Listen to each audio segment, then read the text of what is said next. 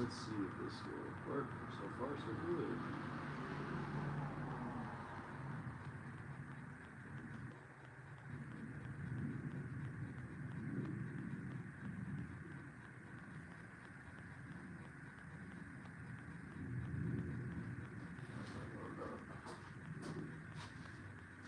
Get set up for today. Let's get set up for today.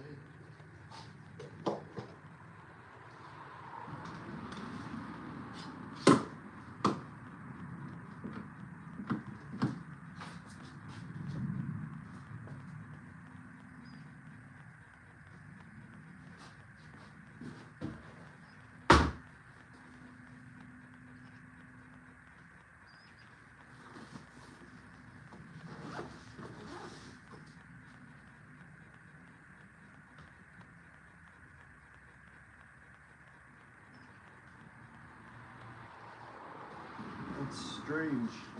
Laptop worked first try. It's never like that, let me tell you right now. Alright. I should have checked Amazon. I don't know if I have that on this other phone though.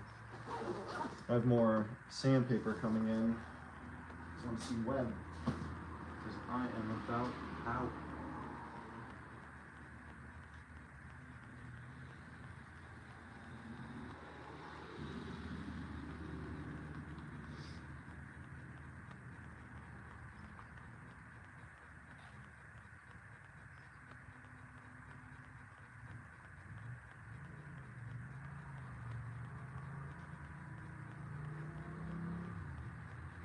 Hey, how's it going, my heart?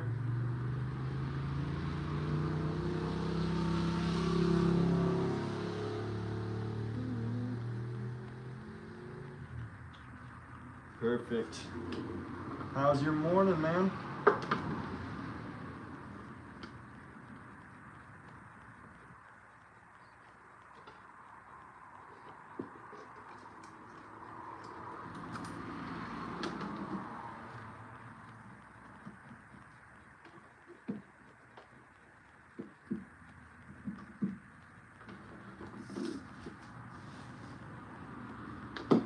Do enjoy it tomorrow, so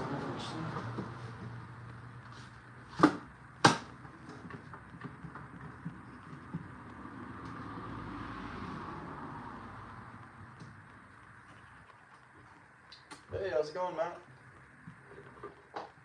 Good morning, everybody. Just trying to get set up right now. Really dabbling around with this setup. Whoa. Easy there, cowboy. This metal piece needs to be bent in a little bit.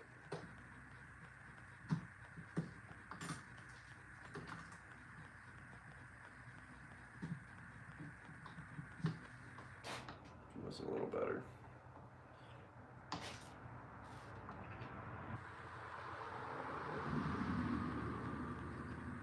Dude, no apology necessary, man.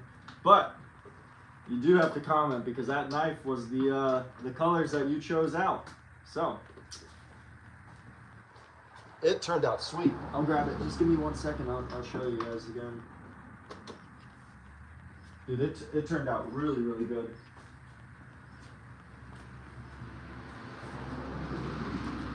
Yeah, this is the one that you chose.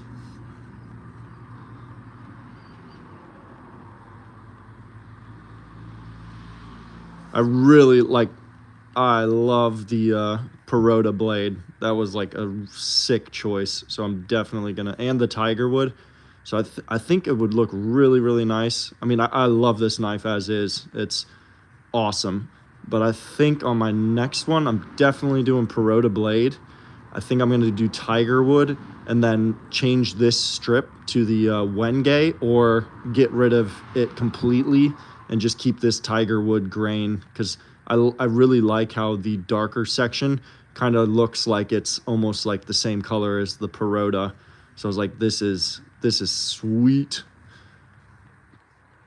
It's nice. And the Perota seems to really hold this edge well and feel strong. It's awesome. Yeah, I really like this one. So, good choices there on the colors and everything like that, Meinhard. I must say, it is nice.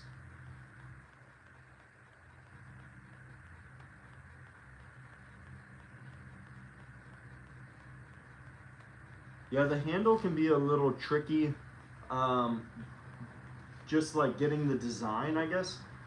Like, I just kind of got lucky, I think, with the first one that I made. I had an idea in my head. Well, I don't think I got lucky, actually. I take that back.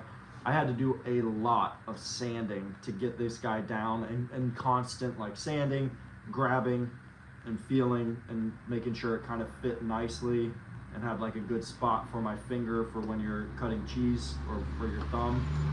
So it took a lot of kind of tweaking to get it to this point, but now that I have this one, I'm just gonna continue to probably use. I might make some other like designs. I was thinking of one that kind of comes up and curls a lot, but I would need to use a bigger piece at that point. But just for like the novelty experience, kind of. But other than that, I'm gonna be tracing this guy constantly because I freaking love it, and definitely think that Wenge and Perota are going to be my like blade choices. The only problem with Perota being your blade choice is that wood is expensive. So, but I do have like a large piece that I don't really know what I'm going to do with. I still have this one, which will be 2 more blades that I can cut down. And then I do have a larger piece that I don't know what I'm doing with quite yet. So, we'll see.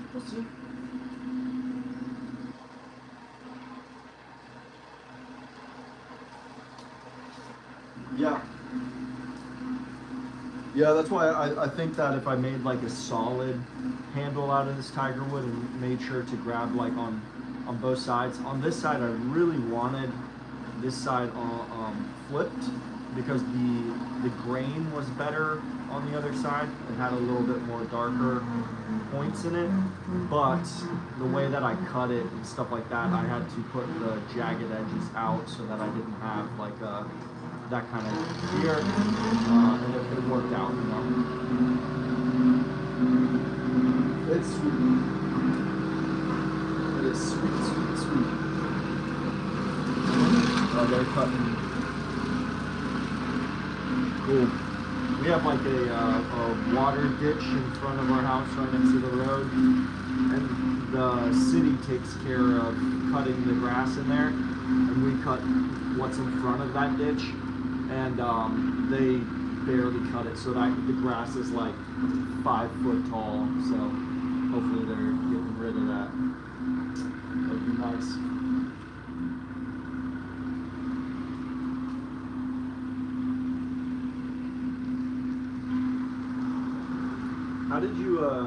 How did you break that second knife that you said you were working on?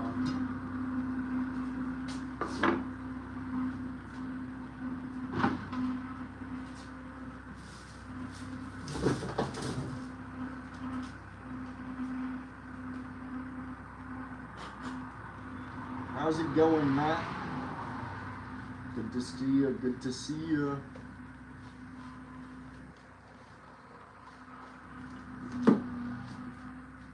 New filters for that. I just swore. Same thing with that. I swore I purchased more filters. So then was saving them, but I think I put them on already. I think the first batch was covered in drywall, and then I changed it over. So $70 on that. Yeah. Okay. Alright, so we got this guy plugged in.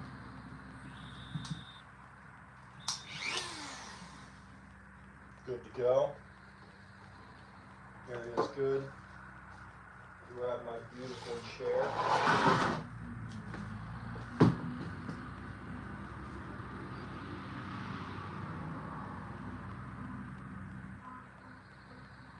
Oof. Yeah, that'll happen. That kind of happened on the Purple Heart one. I didn't put any tension on it. Well, and so I need to come back and kind of fix this one. I think I traced it, and the tip was too far for the scrap piece that I had. So this is where the board was originally cut. And for some reason, I did not just bring that tip in, and it really bothers me that it's kind of a flat-faced front.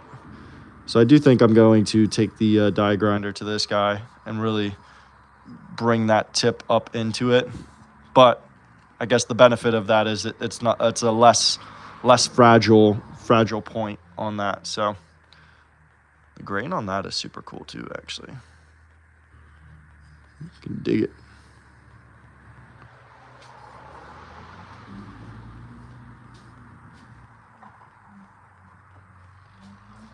We'll see if they sell at the market though. That's the real test. I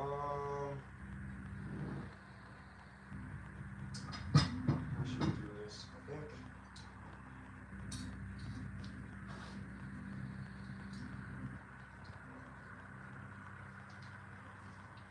Okay. Meinhardt. Let's see. I believe that this was the blank that you had me make for the knife handle. So, unfortunately, and luckily, I guess, not luckily, but unfortunately, you and Suzanne, sorry, I cut these guys just a little short of where I should have cut them. So I only have 2 knife options that work, and the reason for that is unless you don't care about having the grain, like the lines matching on this side and this side. So by that I mean, I can show you. Like with this knife, you know, you can see that obviously the Wenge follows the Wenge and the beech follows the beech. So if you want that kind of a look, then in order for me to do that, I have to take my handle here and trace it, and then I have to flip it over here and trace that, and that's how I can get, you know, matching sides for each other here. I do need to cut this one down a little. I don't think I might be able to cut it in half and get enough meat, but I think that the dimension is just, I was planning on kind of doing it 1 and 2.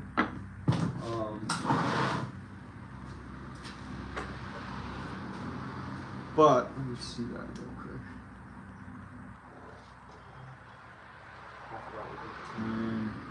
Yeah, it's cutting it kind of close. I think I could get away with it, actually. I might try that. Maybe you're a test subject. But I was gonna say, if not, that I have 2 different knife handles to be chosen from for your blade. This one is a smaller skinning knife, so it's really designed to be kind of held smaller and used for skinning. And then this one's just a classical kind of hunting pocket knife, and I can apparently heat up the blade and remove this brass if you don't want the brass there. But I want to see what your thoughts are on putting your knife together with this guy. And if I am able to cut it in half, then I could do a couple different options.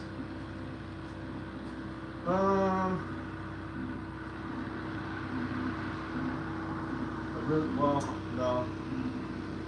That looks spoken for. Yeah. So I guess these are going to be the 2 options for this knife that best kind of fit this portion. So I will let you choose if you would rather have a skinning knife with this design that you chose, or if you'd rather see it on the classical pocket knife. And if that's the case, if you want brass on or if you want brass off. So those are the 3 questions I have for you on this blade choice right there. See what you come up with.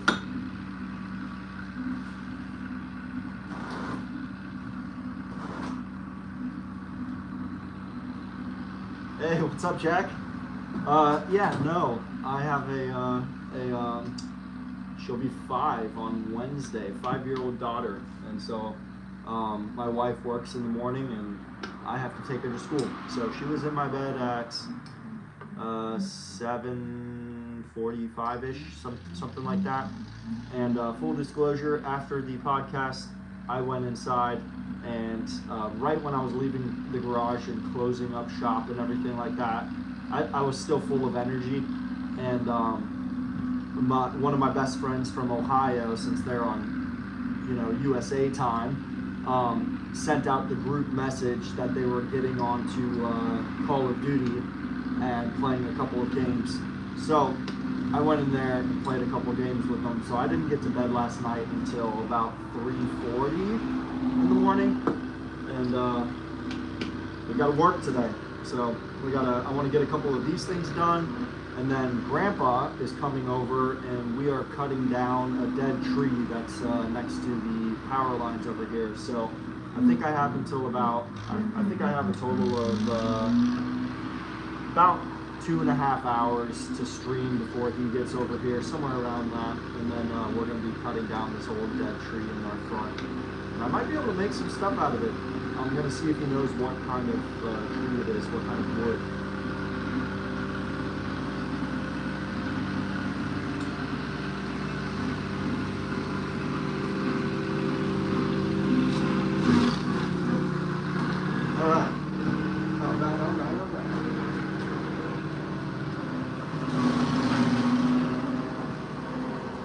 So we'll see if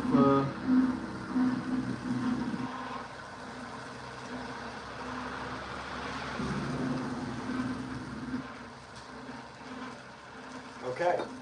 Yeah, absolutely. Do you want, because this piece is long enough, do you want to see Padauk or tiger wood? I think the Padauk is a darker, I guess, than this tiger wood. It depends on what piece you get, but if you wanted a darker wood closer to the brass, we could roll with either having a Padauk towards the brass, or we could roll with trying to have this darker kind of piece of tiger wood here, towards the front of the brass there. So we can do one of those options. It's either Padauk or tiger.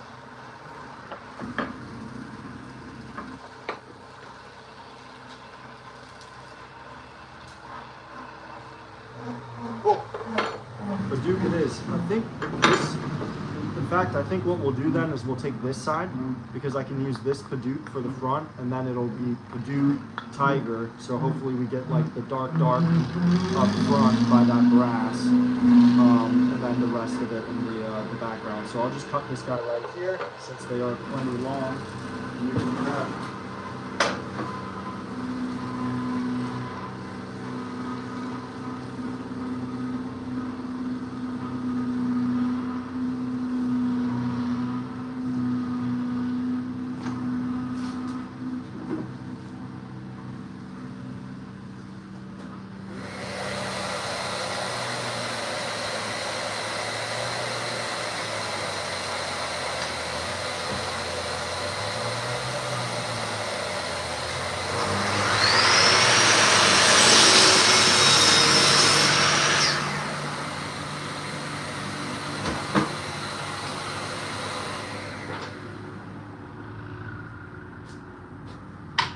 So we can end up doing something like this.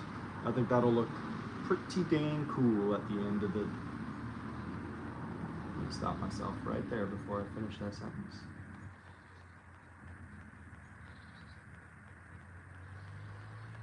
Okay. And then I really do want to, because this guy's too thick right now, I'm gonna see if I can't. What? That would be a pretty cool idea if I did that. we're gonna try something a little different with this knife, man. Why not? I can, we'll see. But I'm gonna end up, I think I'm gonna try and cut this guy down the middle on the table saw later and get that guy for both sides. Old fashioned. I think they called this one the beaver knife or something like that when I bought it. So it's super cool. I definitely like the design and the shape of this one. I'm not too big of a fan of the brass personally on the knives, but the actual design and the size of this knife, it's just a small little pocket knife. It's really, really nice. So I do like that about that.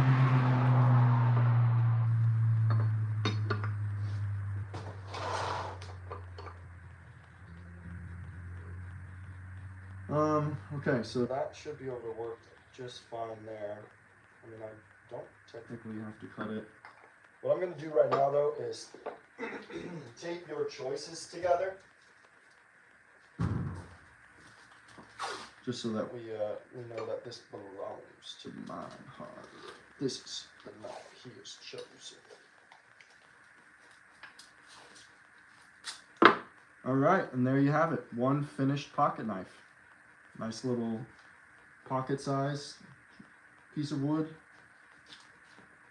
You're ready to go. Voila.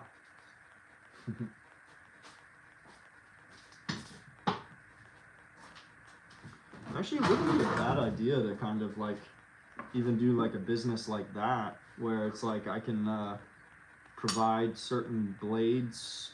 You get the option of blades, and then you just you can choose from lots of variation of blanks, you know, and I can just send pre-cut blanks to their dimensions. So usually on the width of these guys, I've been liking 10 millimeters. Most of these blades are coming in at like 2 or 3 millimeters wide. So it's like 10, 10, and 3, so 22, 23 total. Seems to feel nice in my hands at least. So if I just cut them at 10, sounds like a pretty damn standard size if you ask me.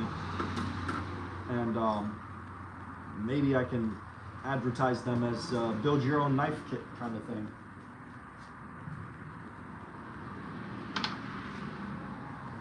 Yeah, easy to hide. Easy to hide, but hard to lose. This thing, you'll find it everywhere if you drop it in the woods.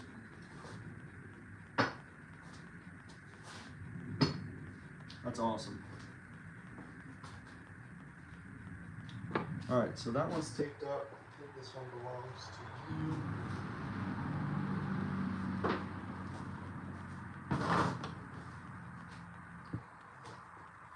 This is the other one. Who chose these colors? Were any of you guys in chat when this one was being made? So this was the long sweep. Was this Jack? So I still have sanding to do to get these guys down and get the brass polished up and all that kind of stuff.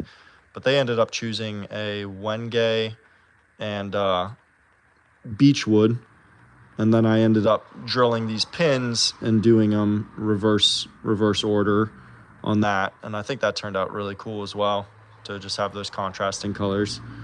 Yeah, pretty cool though on this one. I like the blade of this one a lot too, but it's definitely a lot bigger. So I think this is probably about a 6-inch blade. Yeah, pretty big boy. But I forget who chose these colors. Who was helping design this one?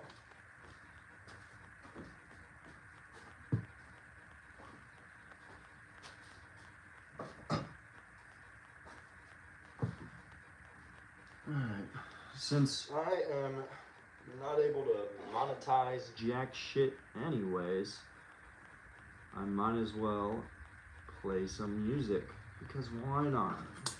What are you gonna do, YouTube? Take away my $0 in profit? Go for it. Yep. play some non-copyright music anyways, and they're gonna ask for money. All right.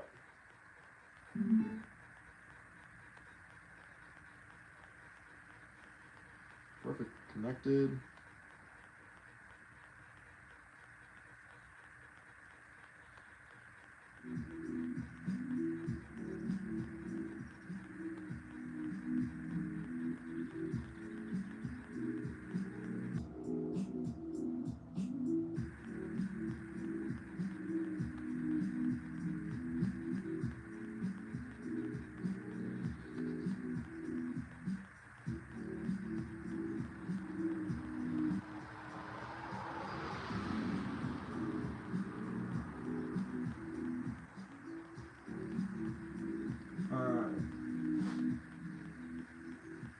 Song though.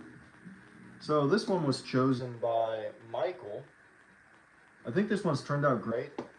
The only thing that bothers me on this knife though, so what really bothers me on this knife is the fact that like these are the two, so all of these knife blanks come with like the pre-drilled holes in them, and so I drilled through the holes, but I don't like that it doesn't. I could have easily just drilled through the metal like I've done before on another knife, and I think I should have taken this one and put it up, because it just drives me nuts that it's like in the center, and then in the center of the line.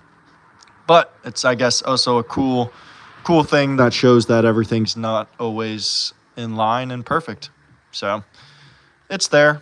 And I think once I round everything over, it's going to look sweet. But it's one of those things. It's just like trust the process, and it'll kind of take its shape, you know, because technically this hole is in the center of the actual metal, you know, so the sizes are going to be the same in the center of this knife. But drives me a little nuts that it's not in there.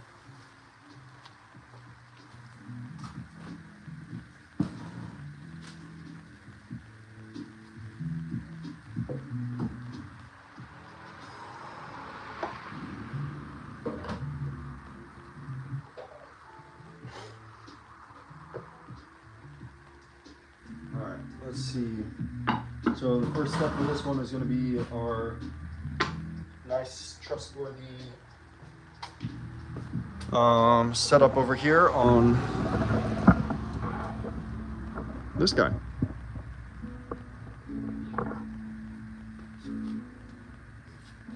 So let's plug her in.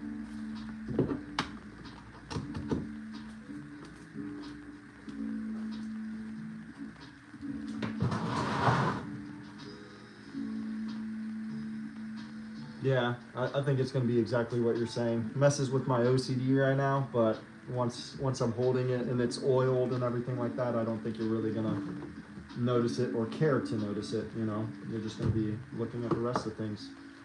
All right. So, the reason I have this block set up here as well is because I noticed that when you don't have this block, even if you lower this table all the way and have that sandpaper right down here at the edge, when it came time to sand this down on the flat surface here, it would always leave a little lip at the bottom. So I would constantly have to flip the knife around and get rid of that little lip, and it would kind of, you know, go back and forth with that little lip. And when I put this piece here, just to kind of make sure that I'm getting full contact everywhere on the knife blade, it made a big difference. So I just clamped this little piece down. And the other cool benefit that I didn't even know about this, but when I have the knife blade up against this, it kind of acts as a lever to give me extra pressure to push into that blade itself, or into the sandpaper. So that was kind of cool and unexpected. I didn't do that on purpose, but being able to use this clamp to kind of keep it in control was also really, really nice. So if you're going to do this and use this to sand, I think putting down a block or drilling into your top, of course, so that you could drill this down. But I just cut a little block and it works really well for that. What's up, people? I see someone else joined. Welcome, welcome. Feel more than free to join the chat if you would like. If you would not like, then sorry for you. Just kidding. All right. Got to protect the blade. Hello, someone else joined the stream. That's awesome. How is everyone? Okay, so we're just wrapping up this knife blade right now, and this was a knife chosen by a Michael in Ohio.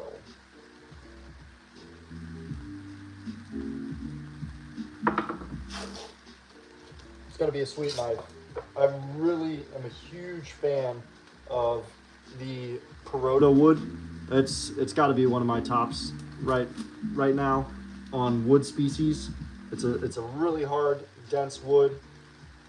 It's expensive as can be.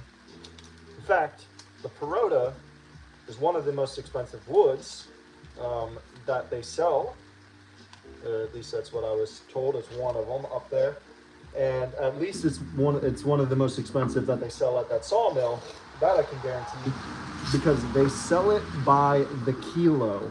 You don't buy it by the board foot or anything like that. You have to buy it by the kilo. That's when you know it's a expensive wood. Okay, maybe a little extra blue tape never hurt. I really like to make sure that the blade is protected just as much as possible, and no one piece of tape is not enough, because it's not about protecting me. I'm not too concerned about my fingers, really. And that sounds weird to say that, but the sandpaper will go right through one piece, so it's always better to kind of triple down on places where that sandpaper can get to the blade and hit it.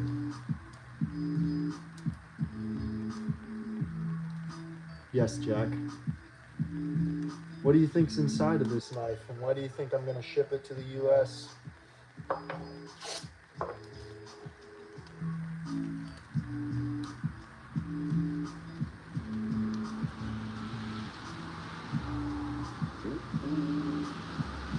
Okay.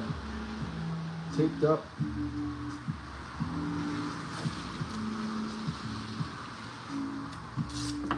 Taped up, taped up.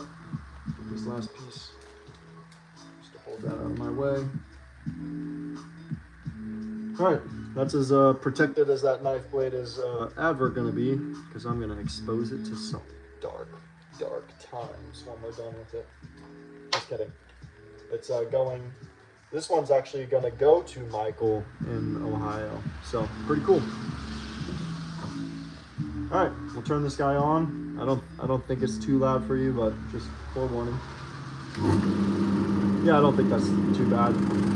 Pretty docile machine.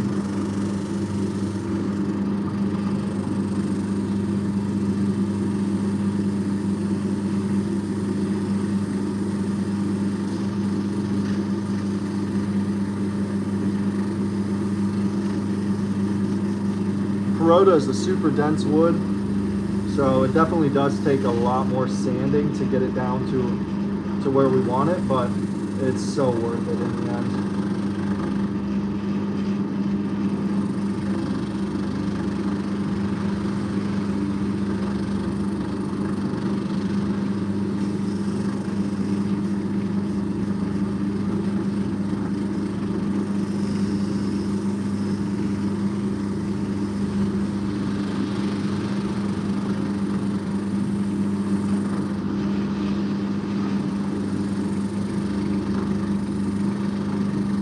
I do like the shape on this handle, I will say that.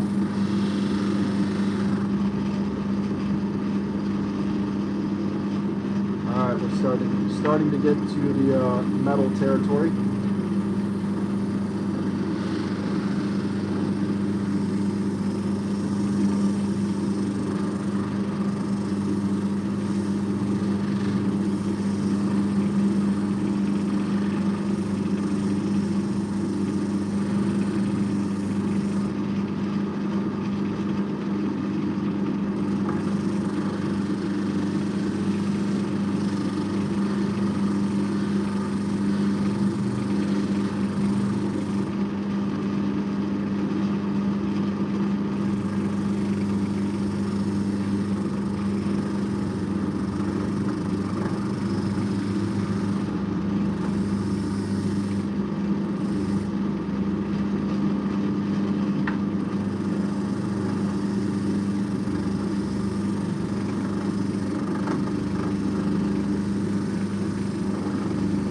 I couldn't even imagine having to like hand sand all of this or something like that.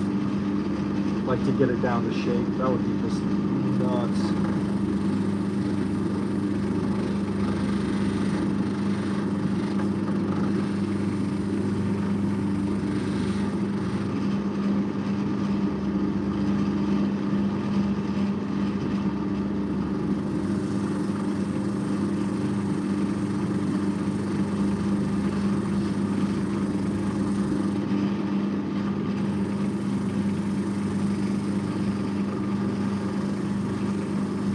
Nice and easy does it. I'm not really applying, you know, much pressure as well right now. Just kind of checking up on it, seeing when I get down to the metal, and that's totally fine. We're gonna hand sand all of this as well, and get it nice and shiny at the ends.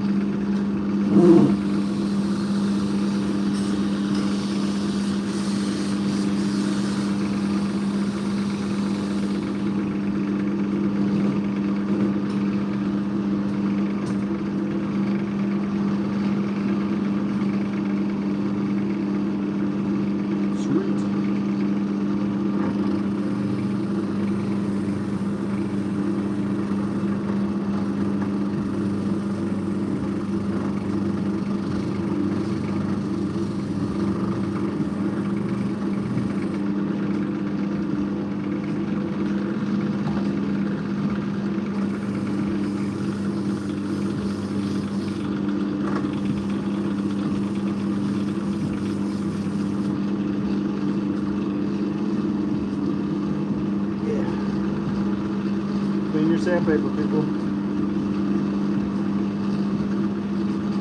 And the trash can right next to it, right here on the ground. Ready to catch it if it decides to fall.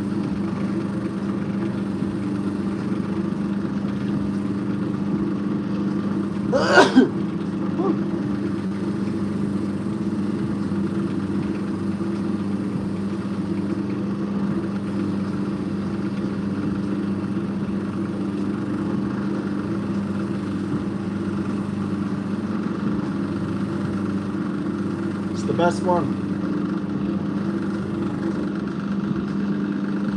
No need to spend money on a fancy block, you know? Just take your $20 pair of shoes that you've had for, what's that been? 2 years?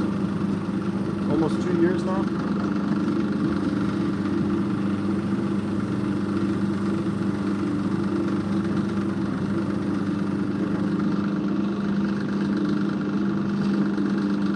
We're getting there.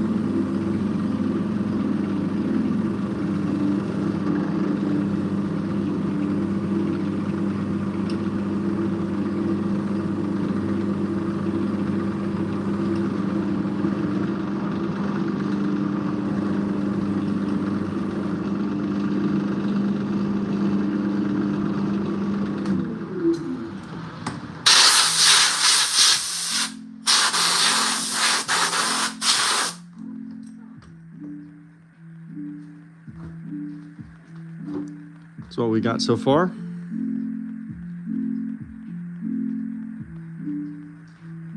Shiny. Not bad. I do wish that I had a little more Perota in those circles, all three centered, but like we were just talking about. Or you know what I might do? I might keep these two and then drill this one out completely with a bigger hole afterwards and make that a point for like a little piece of paracord. It would solve two problems. It would, one, fix the OCD bug, and two, it would give you a place to kind of put a attachment to it, you know? So, not a bad idea. I might have to find something like that that works to put that in there.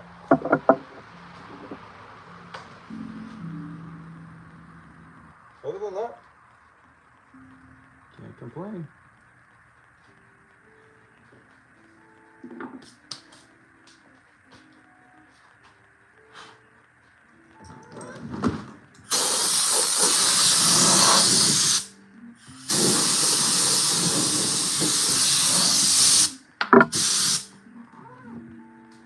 Get you guys back in position. Give me a sec.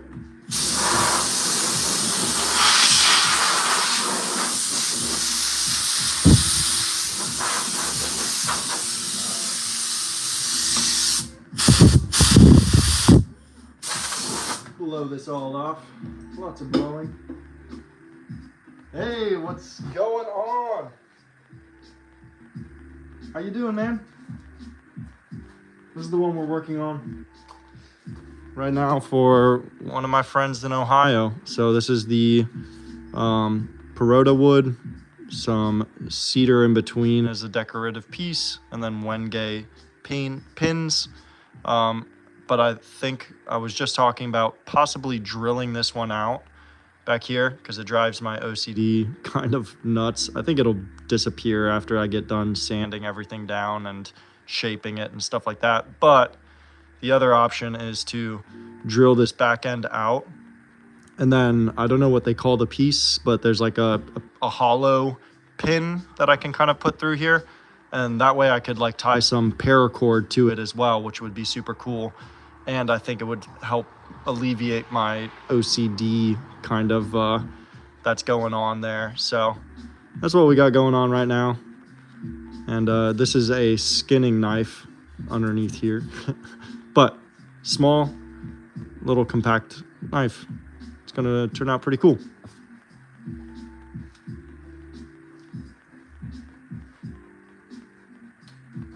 Just chilling, man. Just chilling. Today we're taking it easy.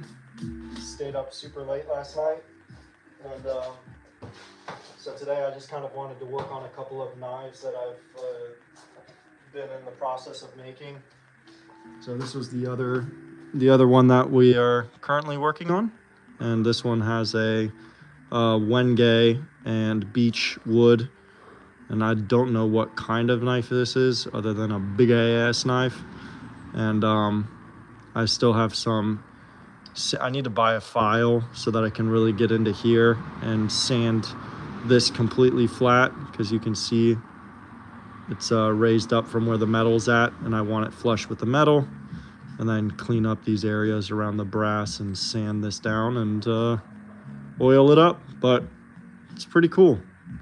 I forget who chose this design with the Wenge and the beechwood, but one of you guys, chose that design, and I like it. It's a really, really nice looking knife.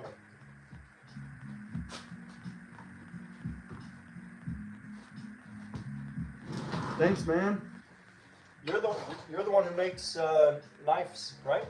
As well, or steel work and stuff like that.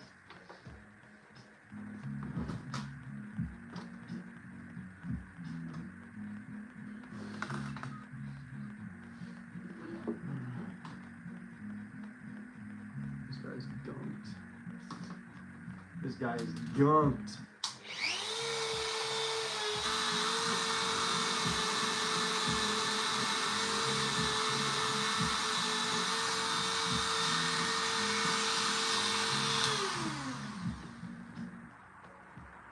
A little better.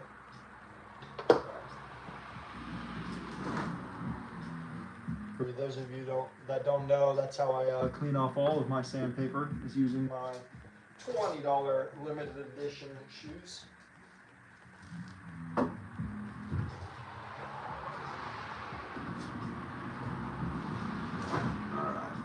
I'm gonna put the mask on for this though. I don't really feel like breathing this crap in today. Any other day. Count me in. Not today though, for some reason.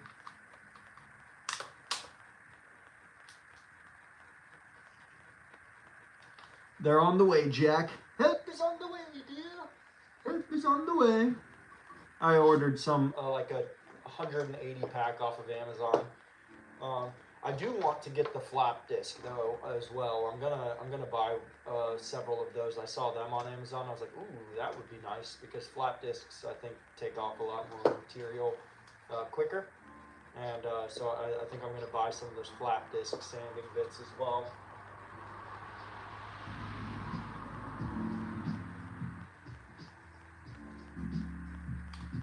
Sandpaper erasers. You mean shoes? Gonna have to buy a new pair? Yeah, dude, these are old as can be, man. Still good, though. Still good. Just a couple holes, you know? Nothing to complain about. As long as you don't step on any water, because certain parts of this let water through. Other than that, you're good. They're good, dude. Exactly. Help is on the way, dear.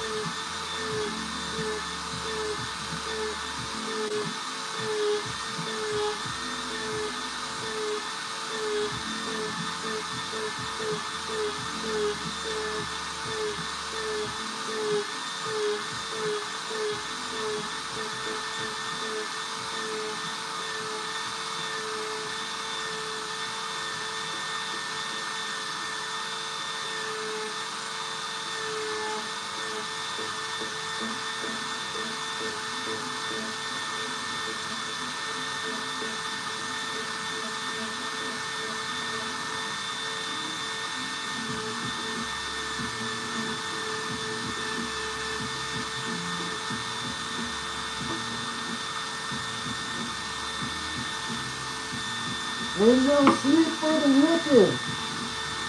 Money don't buy things.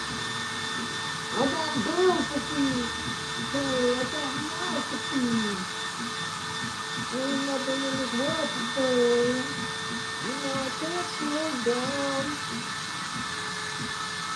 No, I mean, I could.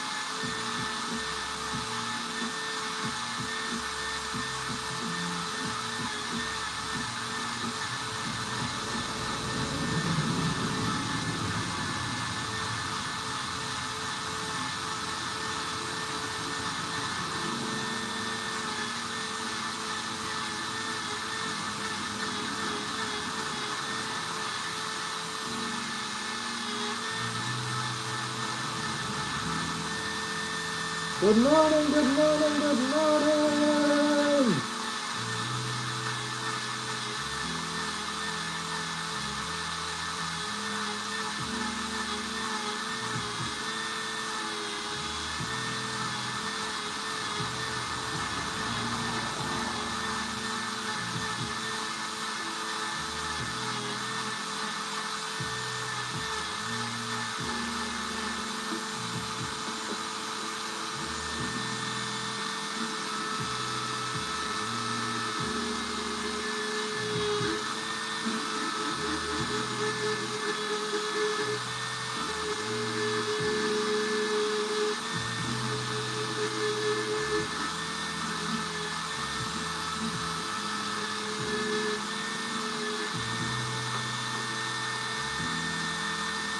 Love it. Love it.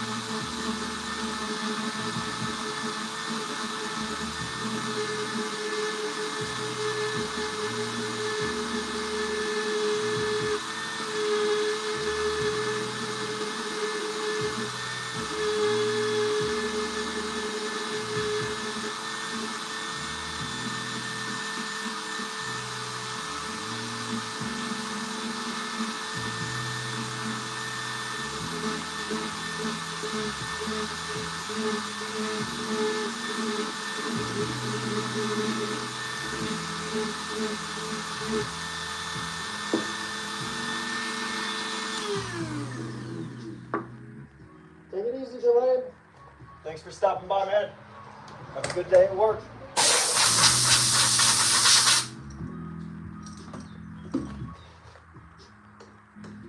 Oh, gotta blow my nose.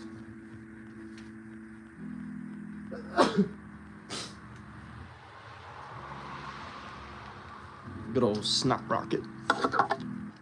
Here's what we have so far. Obviously, I need some new sandpaper on the Dremel. That needs to come up higher. I can feel it. Oh, it feels. It still needs to come up a little higher. I got a sharp point there, so we're gonna get rid of that. But the rounding over looks nice. Arches look even. We'll be able to hit that with some sandpaper. Maybe a little bit more work on this butt end right here. But other than that, pretty good, pretty good.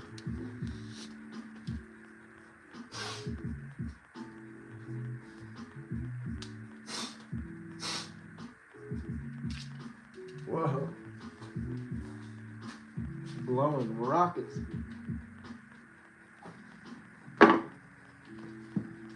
Blowing rockets.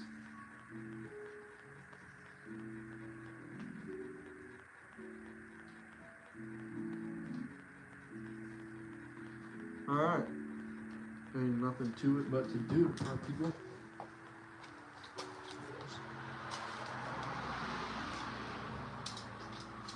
Hit the sub button. Maybe subscribe and hit that like button too. That would be great for me. And probably also you.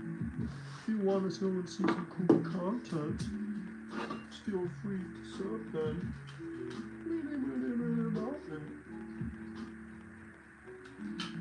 Alright. Need some more water. I need some more water. This thing's looking mighty fine, if I might say so myself. Alright, now I need to plug this side to get it to match this side. And other than that, it's gonna be sweet, actually. I think I'm really gonna enjoy this knife.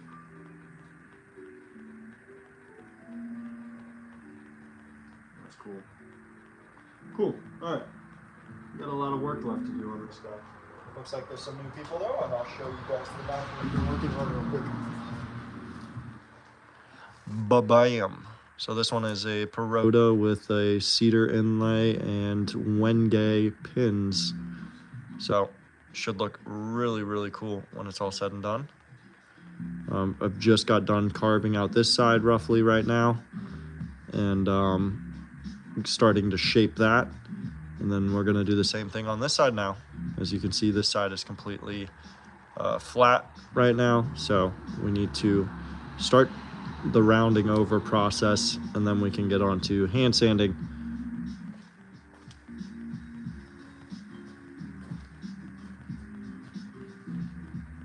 Pretty cool, pretty cool. cool. I do need some sandpaper in my life. Hopefully that shit arrives today in the mail alright. Cause I'm running out of sandpaper. Let me tell my wife, she won't care at all. Gonna get some water. I'll be right back. Stay tuned.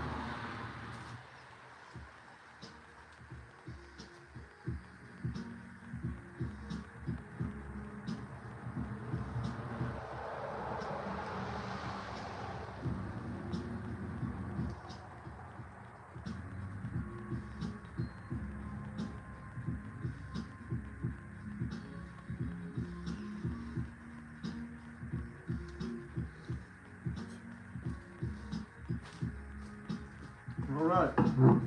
Ooh, 5 of you? Come on, let's have some good conversations. What's everybody up to today? I have nobody to talk to in France, so please head into that chat. Say something. Anything. That way I can talk. Or just leave. That's cool too. We're working on this this knife right now. We have a couple of other ones, of course. I'm gonna grab my sample for that. I really want to make the Damascus one. I think the Damascus one is going to be the same as last time because I just loved it so much. I think for this Damascus one. So this is the Damascus blade. And I think what I want to do for this one is just a solid Peroda wood, because this wood is just gorgeous when it gets oiled up. Let me show you. So I think I'm just going to do solid Peroda on it, because once you oil up the Peroda, that's what it looks like. And it's just beautiful for a knife handle, and it's a very, very dense hardwood. It's an exotic wood, great for water resistance and those kinds of things. So it's going to make a good hunting knife. And then this one is a cheese knife with tiger wood, tatajuba, and Peroda. The Peroda is just gorgeous, though. The grain on it, beautiful. Shoo, shoo, shoo, shoo, shoo.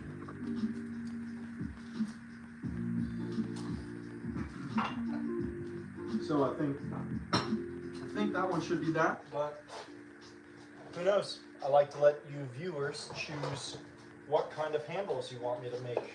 So that's what I've kind of been doing on these lives, is asking chat what handles they want to see made. So there's all kinds of different wood species that I carry, and we have all kinds of color options and exotic woods to use to make these handles. And then I ask you guys what you would like to see. So I have a couple people have made some different handles so far. So we have this is going to be another handle blank.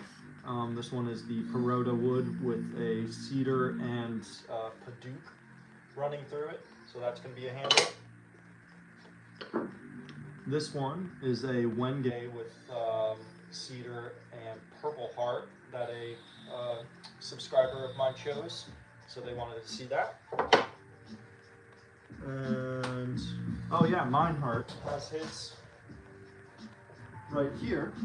So Mineheart already chose his knife as well, and he ended up going with a color variation of tiger wood, Tatajuba, and Padauk. So that's going to be really cool. And they wanted to have vertical grains on their knife handle, and he also wanted to have the brass kind of forget what it's called, but finger protection, finger stop piece to the knife. So I taped his blank to that, and that's the one that he made. So once again, I'm asking you guys, what would look cool in your opinion? What would you like to see? Do you even care? Let up. Alright. I might be able to. This guy's so gunked up. This Peroda is beautiful, but it's hard. It is a very hard wood, meaning that it just gunks these up in no time at all.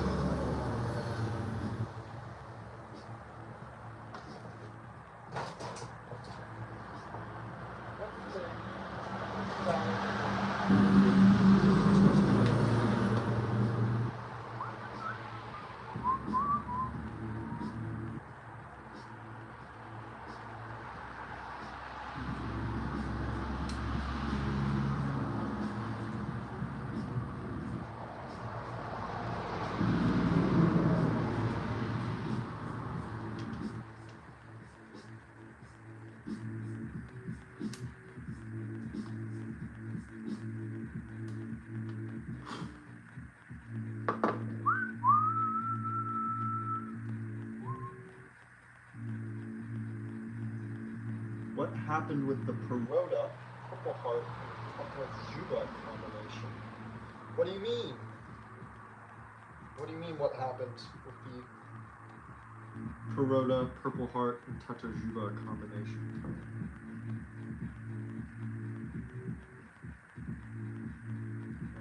Rip one.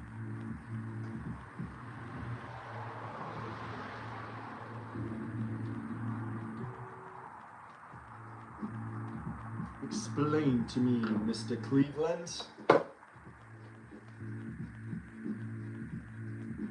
Who's not from Cleveland. Purple Heart. Oh, here's another blank as well. This one is not your average woodworking. That's what he shows that one. Okay, there's that one, that one. Where did I just put the other blanks? Don't you love it when you just place something somewhere and then you don't know where you placed it? Oh, I see that.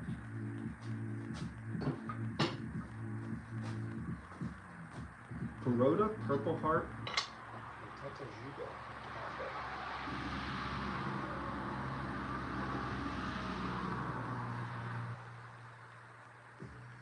Peroda, Purple Heart, Tatajuba.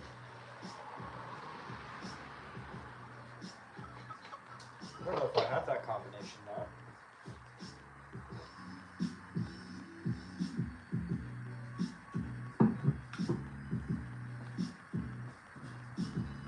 I don't have that one written.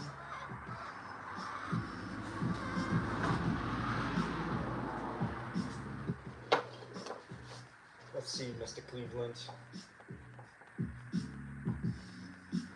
Because I don't have a Peroda, Purple Heart, and Tatajuba Juba. Oh, wait. You're right. It's the one that I haven't. It's kind of the. No, it's the scrap pieces. I haven't glued up yet, but I have. I think that's what I was telling you, maybe. That I have all these pieces left over. And then I think you chose the design from there. Is that the. Let's see, let's make one for you. What kind of design are you thinking? You said Perota? Purple Heart? Tatajuba. Those three. So let's collect those guys. And also, if you want to see thicker pieces or skinnier things like that, because these are all just scraps. If you want to see that combination, then I would like to cut you some new ones. Because I don't think I have that combination yet down there, so that would be a cool one to make for sure. Yeah, I do not have that one yet.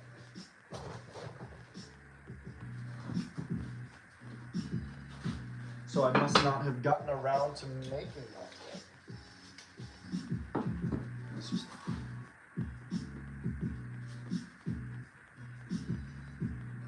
We'll just call it Tata.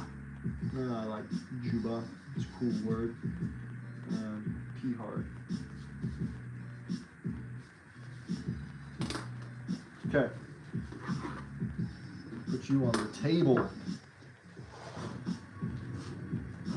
So, if you had to choose, is there a specific way that you would kind of like these laid out? Now, keep in mind, oh, whoops, sorry, I didn't cut the frame. I should adjust the camera to help with that. That might help if you guys could even see what's going on down here.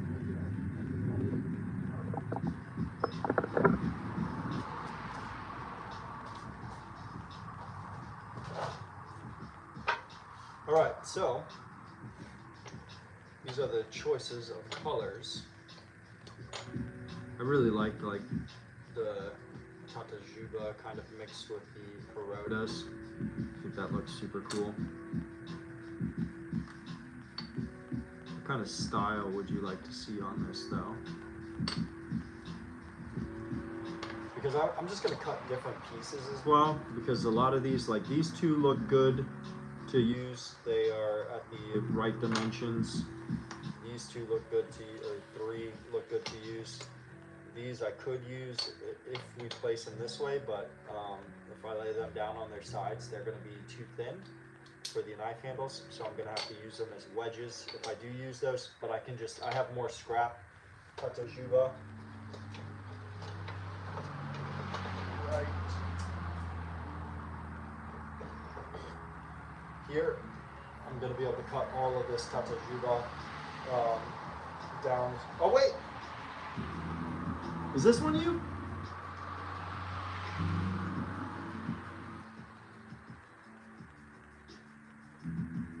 Perota, Purple Heart, and Tatajuba. This one's you. Yes. Okay. I found it. I was wondering whose this was. Perfect. Absolutely perfect, man. I'm gonna write right on this puppy right now. This is Mr. Matt Cleveland. See? I'd never forget you.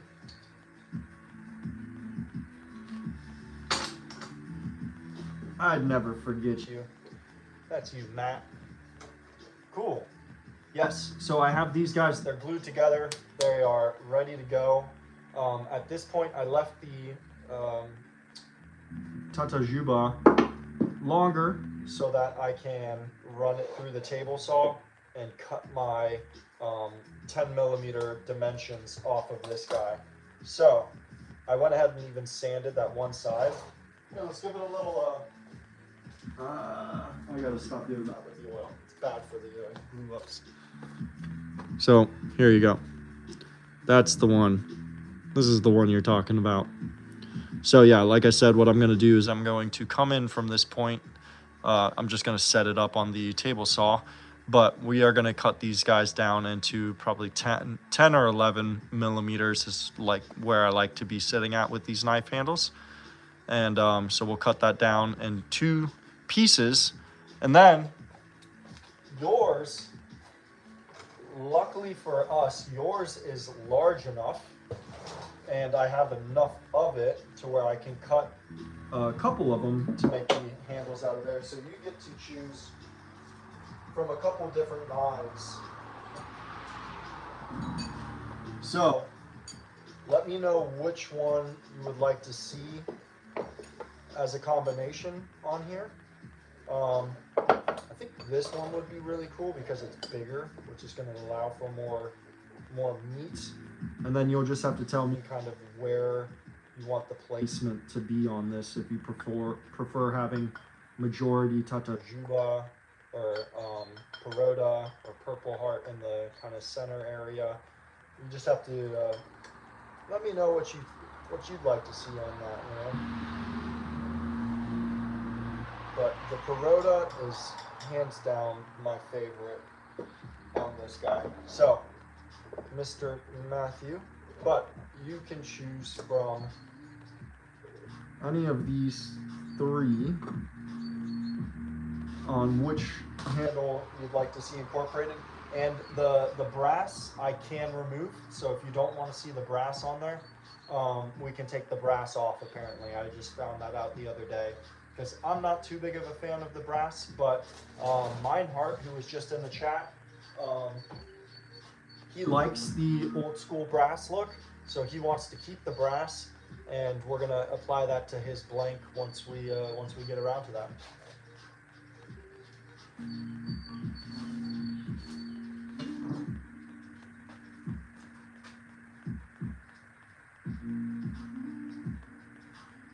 It's just shy for the behemoth of a knife there.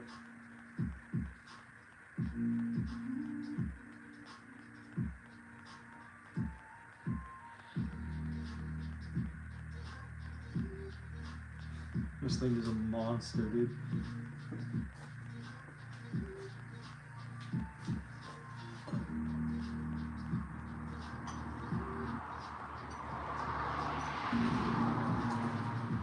There's also the gut hook, but this one I'm a little unsure about.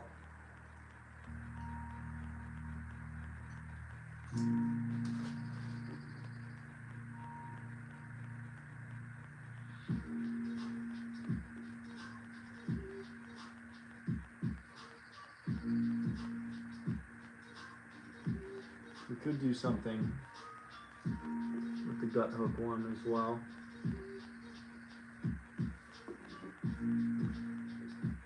But this one might be better on a solid spaced handle.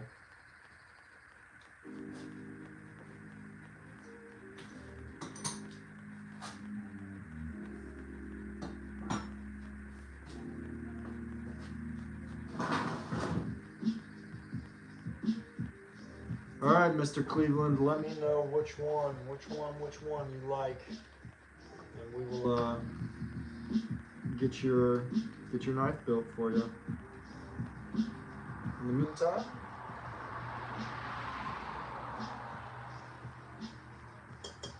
this one.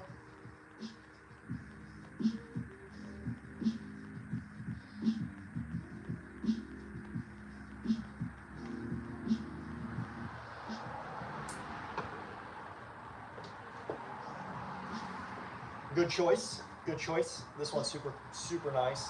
Do you prefer to keep the brass on or remove the brass? Totally up to you. I've never removed the brass off of these guys, but apparently it's not too hard to do. But I'm not a big fan of the brass myself, but some people love them. Just like I was saying, Meinhardt wanted his to keep the brass and include it, so totally up to you. Keep the brass. Cool. All right.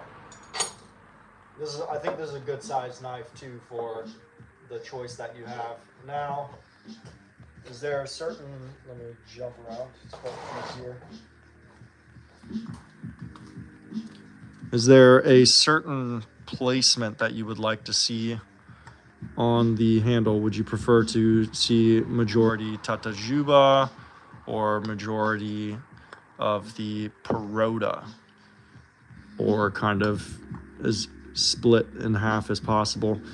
It won't be a perfect split because of the fact that, I mean, I could try to do no, I can't do that too well, because of the fact that the blade curves down, you know, so you would see the Purple Heart at the end in Tatajuba, or we kind of, you know, do something, whatever part of the material you would kind of like to see going through there. I might be able to figure out a way though to get it to kind of look like it's going through the center.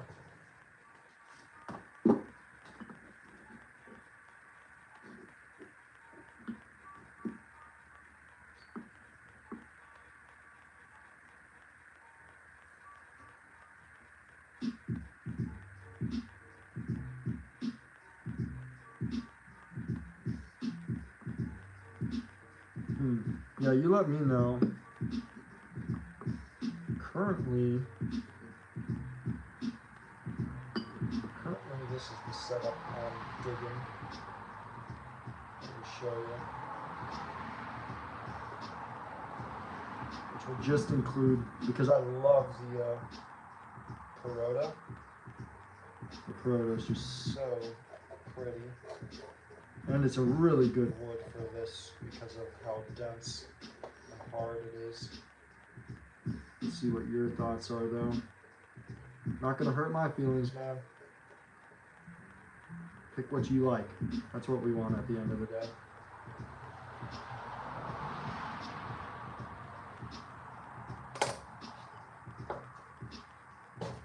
Hey John, how's it going, man? All right, Matt. So that's one option I'm kind of thinking of right now. Yeah. So my goal here would be to bring the part where your pointer finger goes right up to the Purple Heart, so that there's no more Peroda showing, and it's just Peroda from here, or Peroda, sorry, Tatajuba from here back. And then we got that clean line going through with the majority of your Peroda up there.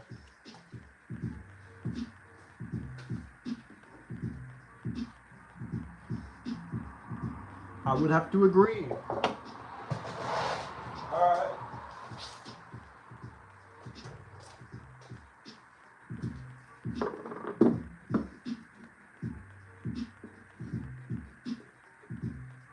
How's it going, John? What are you up to, man? How's your morning?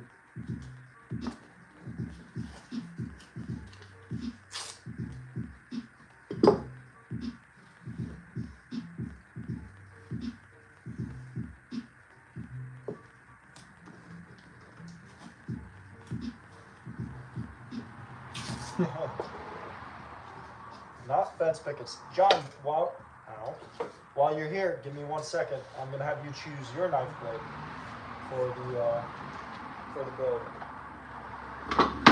So this one is you. Cool. So this one's Meinhardt, and he chose to have the kind of it's called the beaver blade is what they were called, I believe. So he chose that one. And then Matt Cleveland just came through and chose this one. Last time he was on, we made him his Peroda with the Purple Heart and Tatajuba mix. You, my friend, were the first guy with your awesome plywood looking design. So the Tatajuba and the Tiger wood mixed together, which is super, super cool. I think this one's gonna look really neat. And I want to use this side, I think, because of the darker grains going through it there. But which knife would you like to see on yours? So we have one more of the beaver knife, kind of like what Meinhardt chose. And then we have this one right here, which is a skinning knife. And I can make yours out of either of those two. Is that good in the screen? I don't know if you can see that.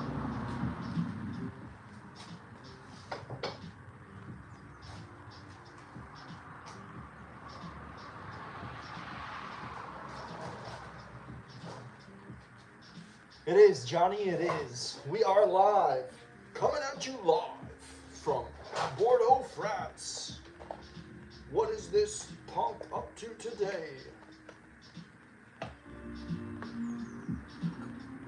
Yes. And the cool part about this one too is like, this is, which is pretty cool. This is, the blanks that they gave me are unsharpened. So I'm actually going to take this down on every Wednesday. There's a guy who has a knife truck, but he just sharpens knives. He has a few for sale, but he doesn't make them. So I'm going to be able to go down there I'm going to take a bunch of these knives down there and have him sharpen all of them for me. And this one's going to get a fresh, nice blade on it. Super sharp angles, or I guess they're, not steep, to where it's going to be primarily used for skinning. And it's super cool because it's like a little mini knife, perfect like pocket size kind of knife, but really comfortable in the hand. Like this is, I believe, how we're supposed to hold it, in the finger slot right up here, so that you can get in and skin. I like it. So this knife that I'm working on right now is the exact same as this one, but it's the medium size. So this one looks like about 1.5 inches longer than this one, and I do believe that this one is going to be my favorite size, but this one is equally as awesome, especially for a skinning knife, for sure. So Johnny boy, this one is yours.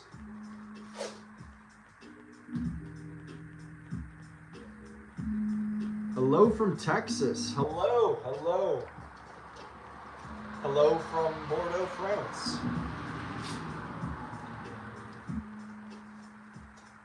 I'd like to do some hunting in Texas. What part of Texas are you in?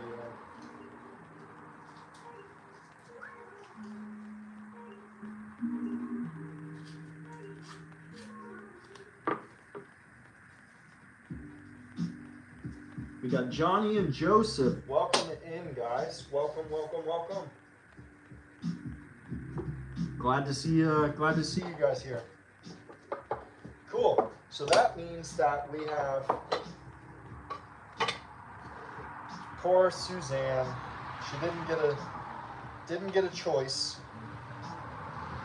She's still gonna have a choice of where to place this, but this is the last blade that I'm willing to kind of put into these, because I have, technically I have 3 left. I have this monster, and I think this one, none of the handles that we made for it are big enough, because this thing is just gigantic. This is a Texas knife, right? Am I right? You see people walking around Texas with this? Just kidding. So this one's huge, but I'm just gonna do a solid handle, I think, for that. And then I have a gut hook knife, and I'm probably gonna make this one as a gift. So I'm gonna keep that one aside.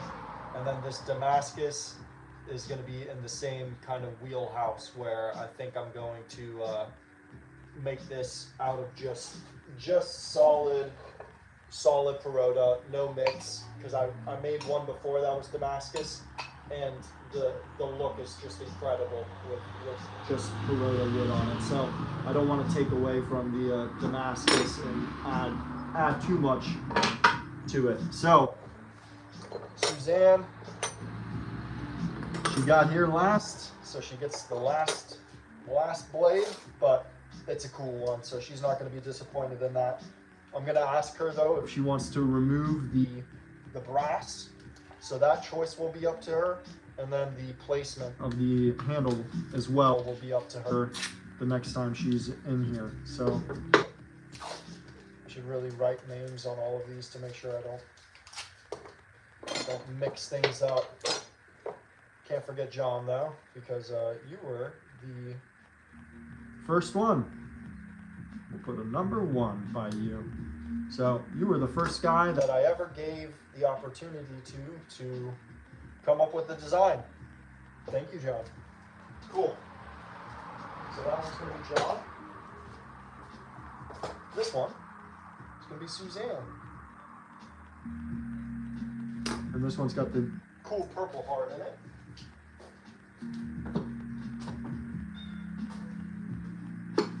And then Matt came in at a good time. He was able to choose his blade as well. So this is Matt Cleveland's.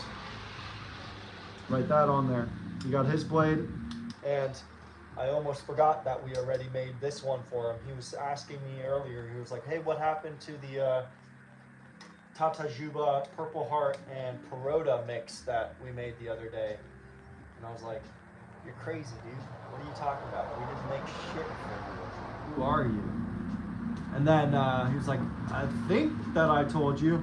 And I was just looking underneath this in the scrapwood pile to see if I could find some more to make one for him. And sure as shit, Matt was right. We did make him one that day. And it's right here. So, we're not going to lose you now, Matt. We got your name on it. You're going over here. And then this one goes to the almighty Meinhardt.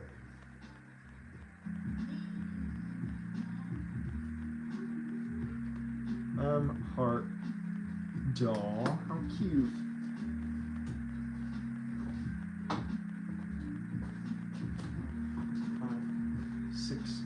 Dude, that means that I'm gonna have 6 knives made. Hopefully by the end of next week.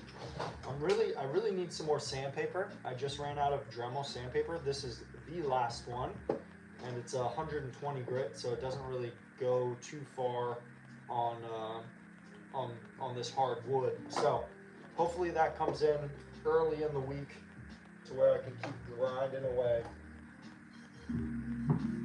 Yeah, John. And now, welcoming to the stage, Mr. Tatajuba!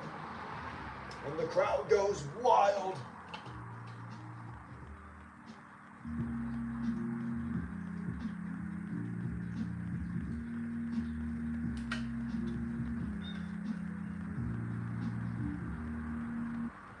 South Texas Coast.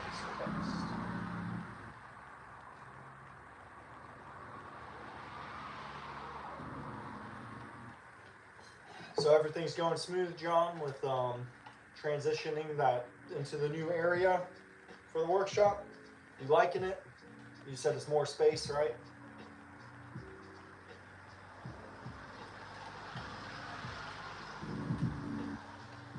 Oh, dude. 1 more hour? That's not bad. That is not bad at all. That'll fly by. Oh yeah, and then I have this gigantic handle. I was thinking for this one though that I do have, I don't know, let me know what you guys think. This is from one of the cutting boards that I was making. So this was a cutoff from a cutting board that I have right back there. So I was in the process of making that, and I cut this guy off of the end of it. What do you guys think? Did it just find its home? Should I do something like that with this guy?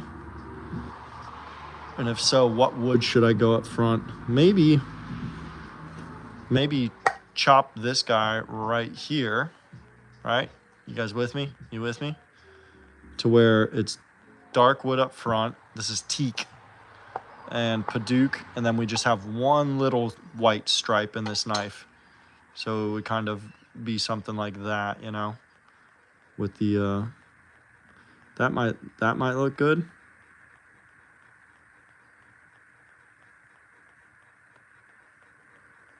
Yeah, that might be it.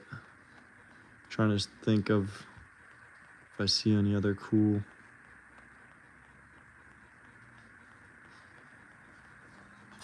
So many ways to place this, but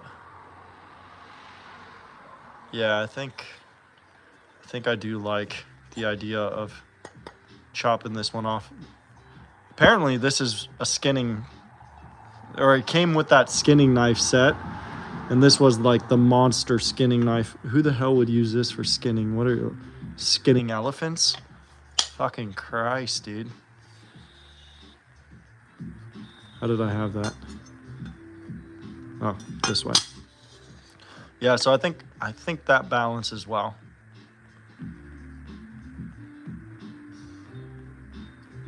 Because it ends right here on that nice white crisp line and then goes back into the darker woods. I think that's the choice.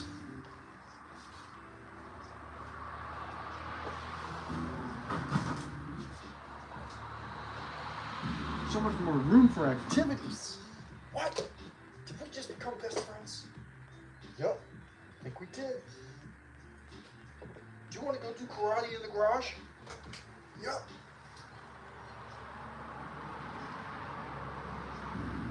Okay, so before I forget, I'm just gonna draw on this guy. Maybe I can just label cut off. Beautiful. And then we can, I don't know, why don't I just cut it? How about that? How about that? Just do that too. That way you don't forget.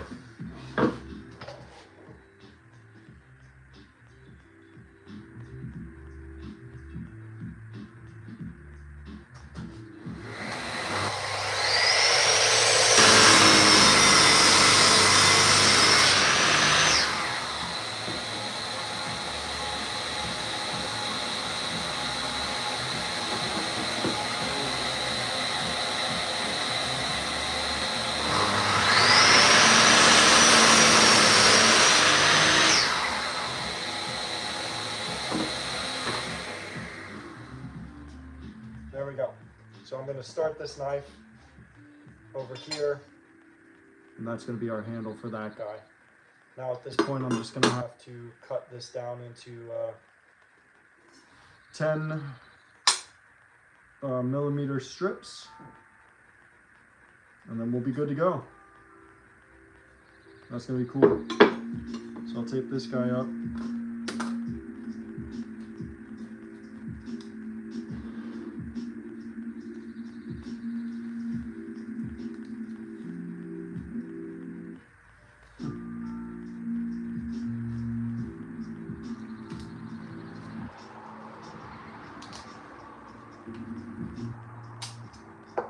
What are you guys trying to outrun bears?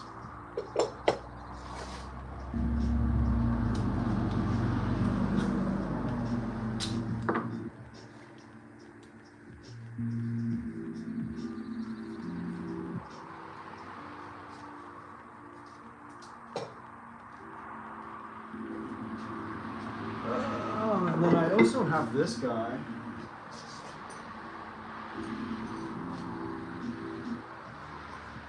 I still don't know how I can't get myself to trust this one. So this is the only blade that I have that came where it's not a full tang, and I don't like that. It just makes me feel like it's not going to hold as well as the others. I don't know if I need to kind of like cut a groove down into, you know, the top and bottom. That way the epoxy has like somewhere to kind of go into and grab it, you know? Because it's just weird that, you know, I don't know. I might look up and see how that works exactly. But this one I'm like on the edge about, but I do really like the gut hook, the blade, and the overall size of this knife. But I am not a fan of the brass.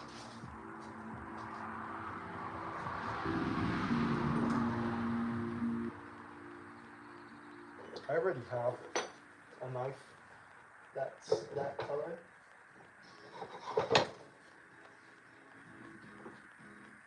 What's if I just turn this thing into like a long spear instead? Just a handle this big. Like a, get away! You know? Stop chasing Jack! Just poke at him.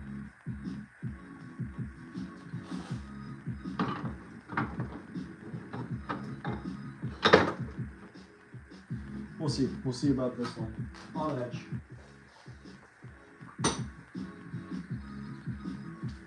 Holy crap, guys. I got a lot of knives here to make.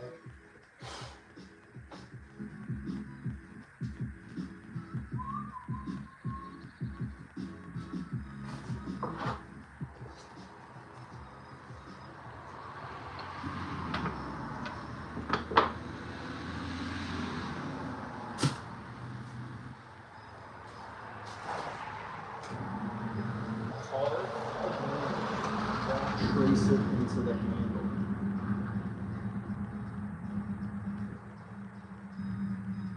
Carve a groove, then trace it into the handle. Oh, yes, I understand. I understand. Yeah, no, I think you're right. Because it's definitely going to be a different process for this one, you know, to put it in.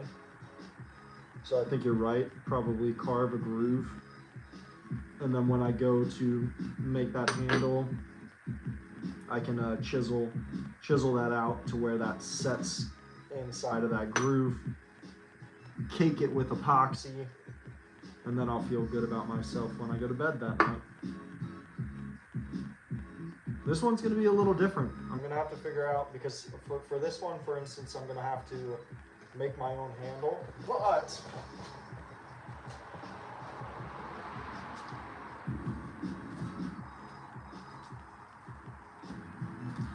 like I really like, I don't know if it's too simple for something like that or too much, but I like the way this one feels in my hands, you know?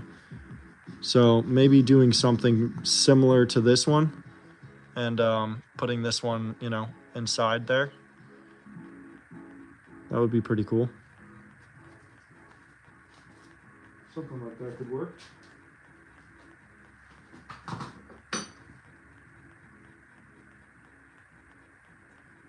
Get her done, John. Get her done.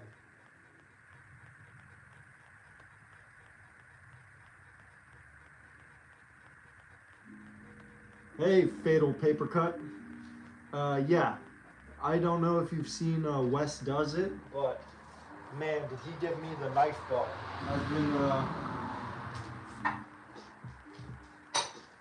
I've been making knives left and right since then. It's been overtaking that and the cutting boards that I've been working on, which has been really, really great as well. So, and that's a good combination, if you ask me. Cutting boards and knives, you know?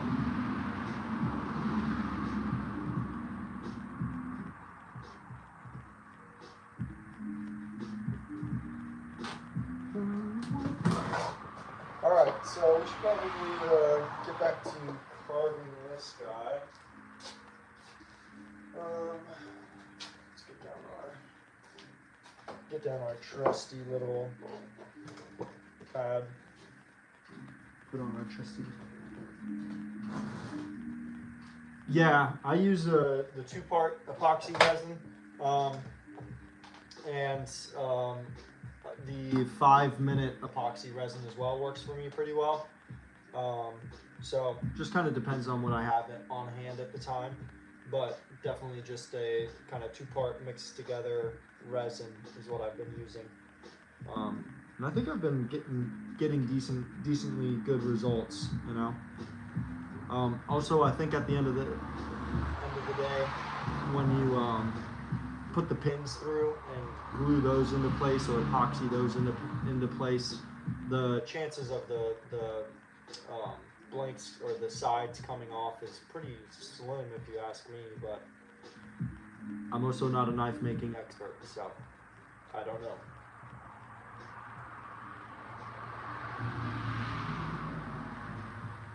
Yeah, this one is held together with the Loctite 5-minute epoxy, and I haven't experienced any kind of issue.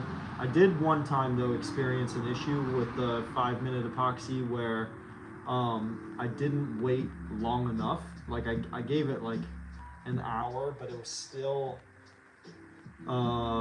it just wasn't hard all the way yet. And what happened was once I started sanding it with the drum sander, it would heat up the metal and the wood so much to where the epoxy itself kind of started popping off on this back area. So I will say, just don't start sanding until the next day. That's what I'm gonna do from now on. Is no matter what, I'm going to kind of stop myself, no sanding on any of my glue ups until the next day when I know that the epoxy is just cured through and through. So.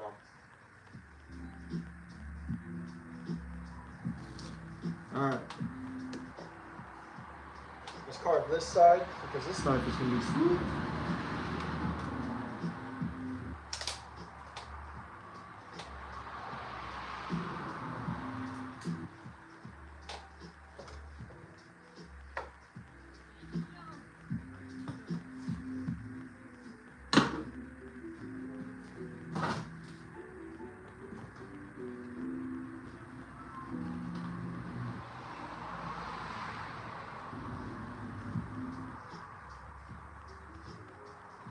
Hey, Kevin.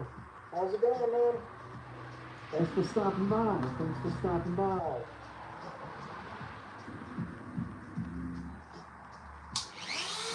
Oh, enough table chatter.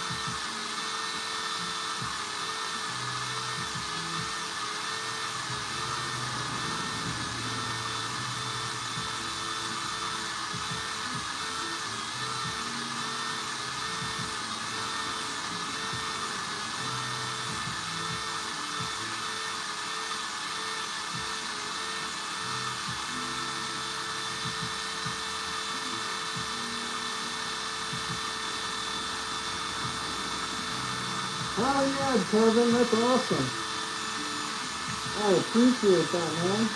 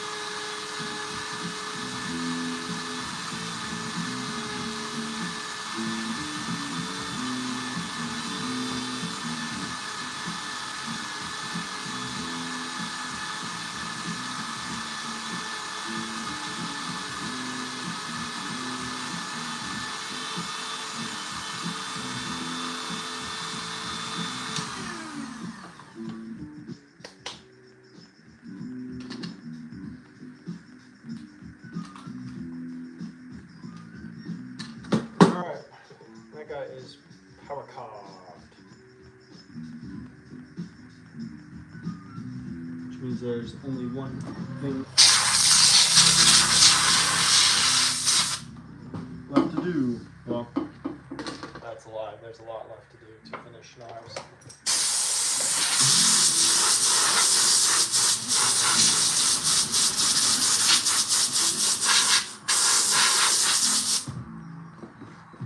Oh, Jesus Christ. Put that there.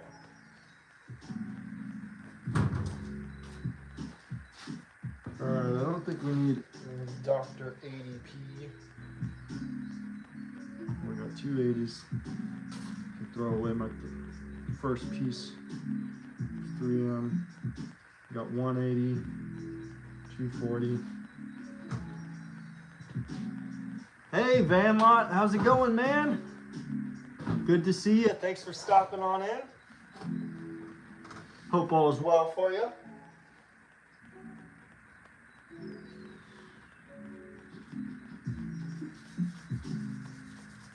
All right, let's just start. I might want to start with a higher grip because there is quite a bit of edges to get rid of on this guy to really blend everything. So I am going to start with the 80 grit and work my way up until 240. Oh, and I should also get the pad out, the sanding block. That helps with keeping nice, even, consistent pressure, so you're not digging into either the metal or the wood or those kinds of things. So working it for the sides, my God, that's going to be so pretty. I just love this Peroda. Peroda and Purple Heart. Two of my favorites. Or not Purple Heart, sorry. Purple Heart's cool, but Peroda and Padauk. I love the look of Padauk.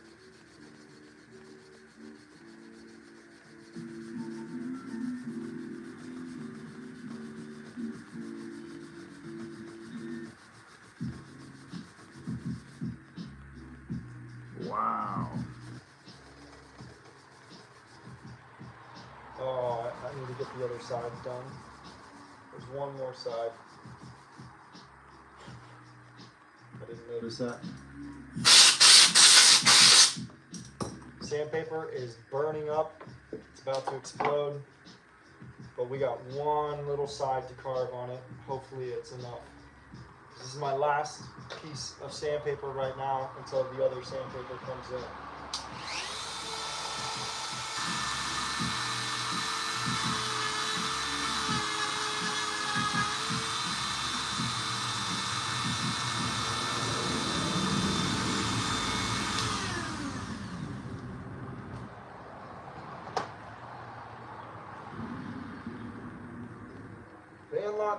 Van Lot. Good to see you, man. Glad you're here.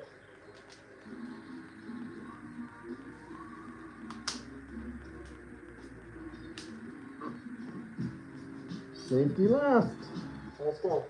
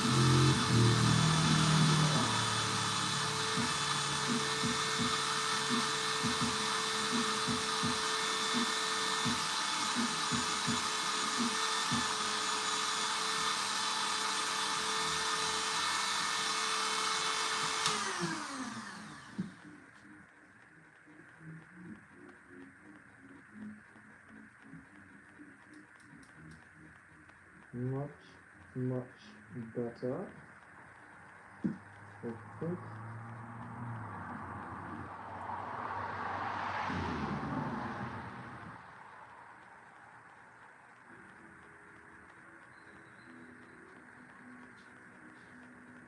Let's continue hand sanding.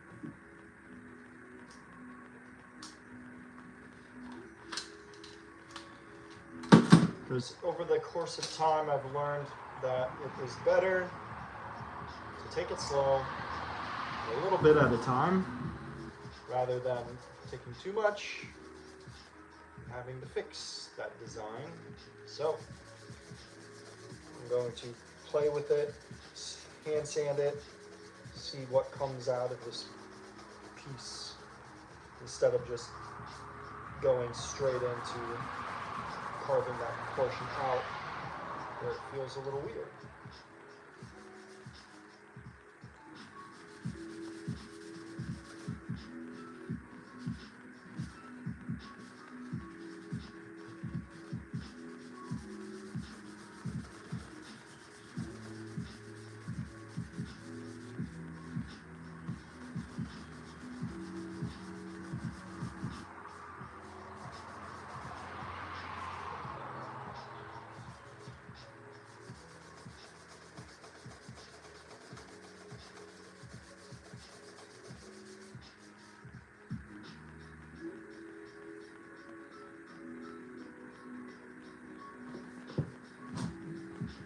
Okay, let's grab the sanding block.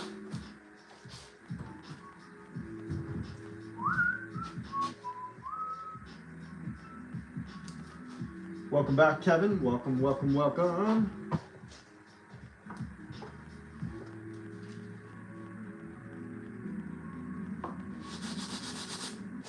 Let's get this guy looking fresh.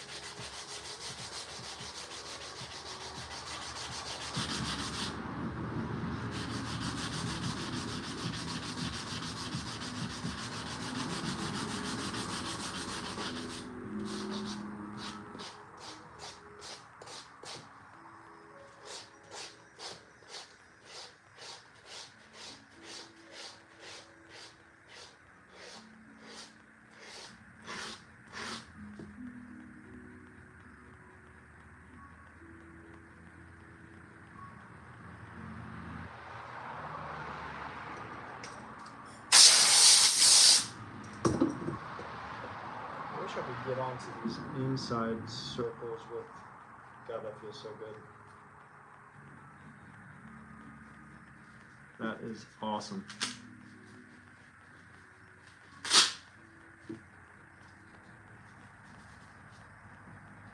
So now we got this inside portion to hand sand real quick. Smooth over all of these rough edges.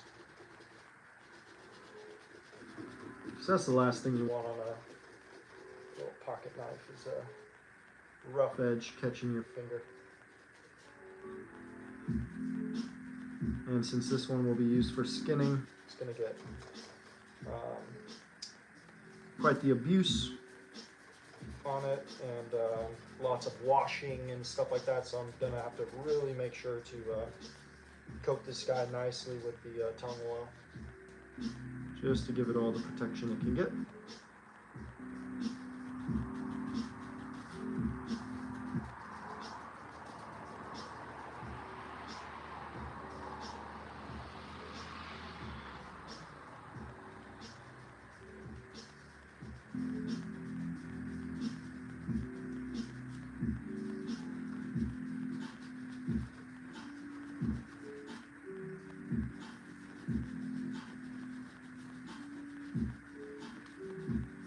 Man,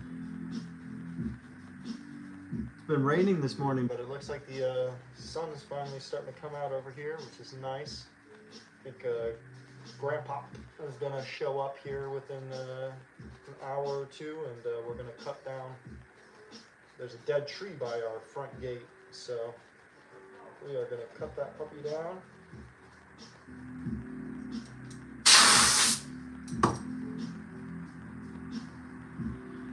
I really want to oil this thing, but it's not ready for oil. So I gotta be patient. Gotta be patient, gotta be patient. Just continue the sanding. Patient. I wonder if the top one I should just bring down.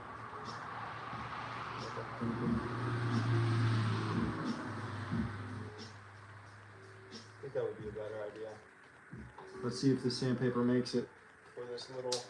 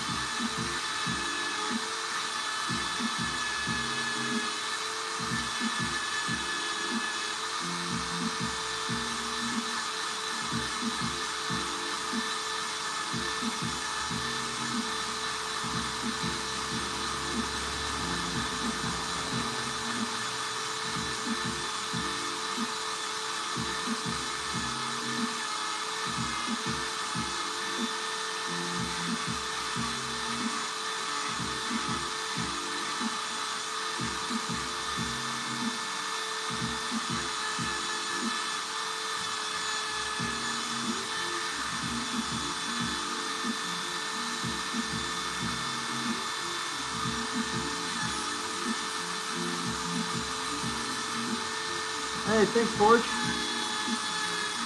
1 second. Just pop the Dremel on to get this one little part. I think it's gonna feel better on my thumb.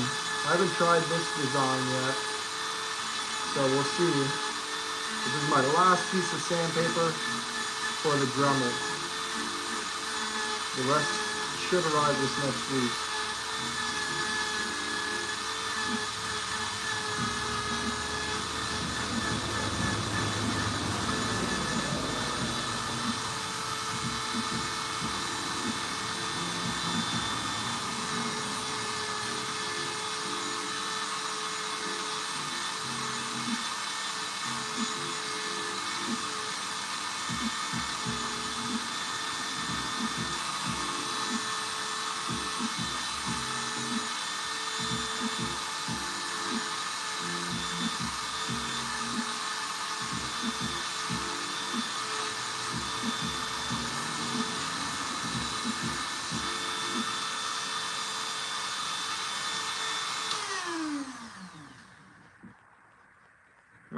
So on the other ones, I usually make a little tiny kind of slot for the thumb and finger, so you can hold it differently. On this one, I decided to bring it up a little bit, so we'll see how that looks.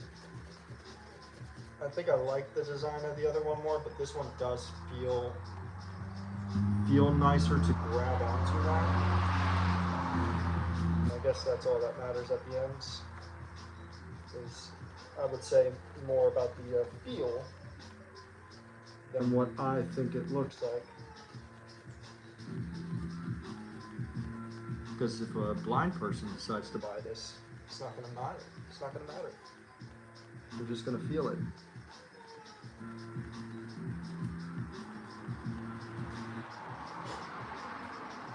So I got a lot of sanding to do, but let me show you guys where we're kind of at. Yeah, this one's cool. So I have all of the sanding still to do in these areas, on these arches, and on this side on the arches as well. And up top, you can see my sandpaper starting to burn because that's the last piece I have left. Now, this one drives my OCD nuts. And that's because the holes that are already drilled into the knife blank kind of come down. So that's just where it was. It drives me a little nuts, but I think what I might do is drill it out and then put one of those pins that is hollow through here so that I can attach a piece of paracord to it at the end. So that would be one way for me to solve that. Or I also think that once I oil it up, it's just going to look beautiful and nobody's really going to care that that circle isn't in the middle. But looking back, I also could have just drilled up higher and gone through the metal. It wouldn't have been the end of the world, but I was following the knife blank. I wasn't thinking about that. And then after I put it all on, I was like, damn, it'd be nice if they all went through that.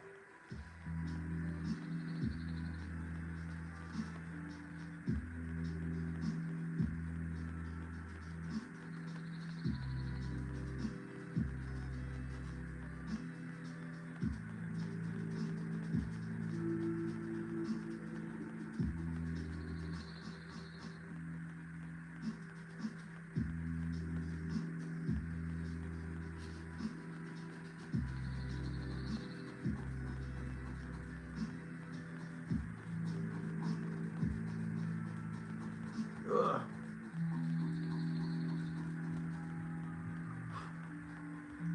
So hard getting down in these areas.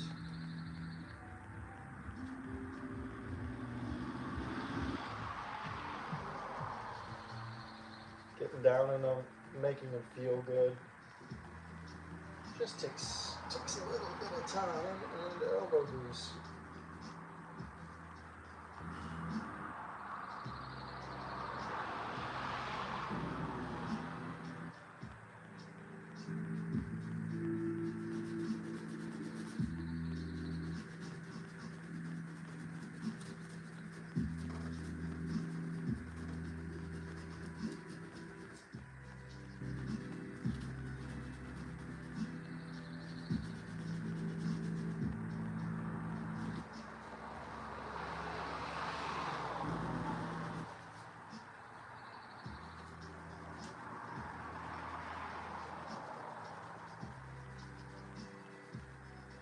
Thanks, Forge. Thank you, thank you, thank you.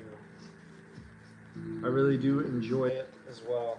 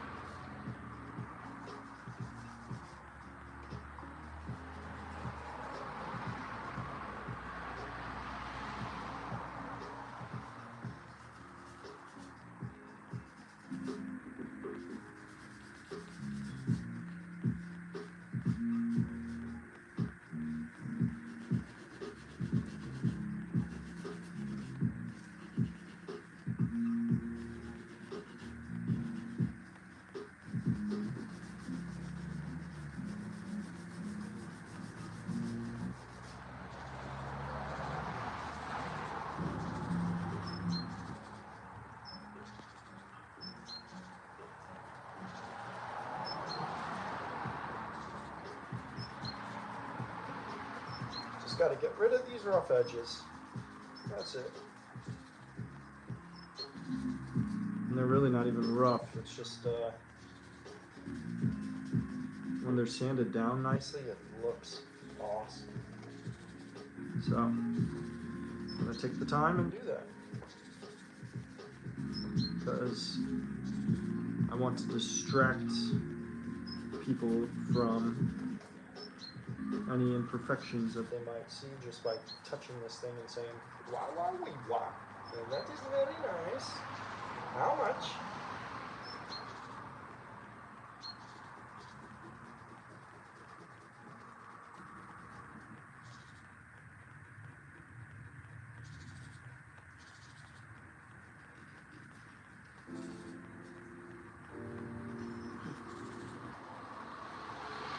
It's probably not a good look on camera, but I promise you, I'm just sanding.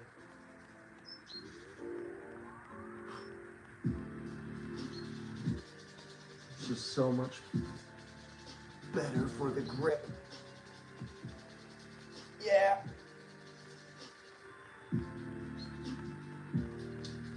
It's hard to get the pressure holding it on the table. So don't mind me, Pete.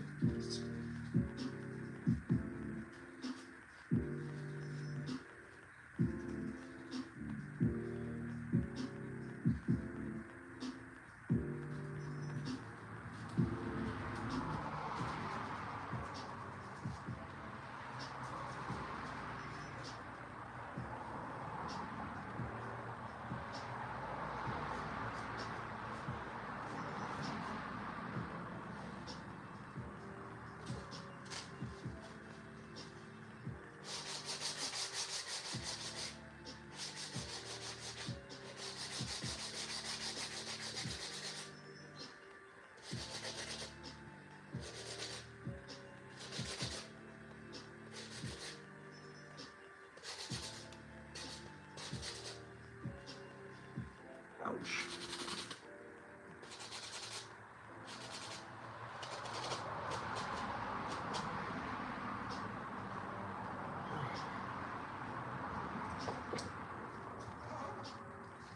Let's move the sandpaper to the side.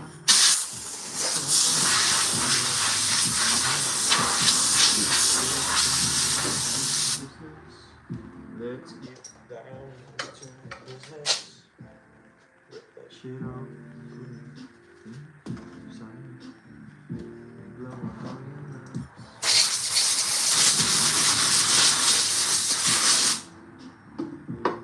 This is a cool knife.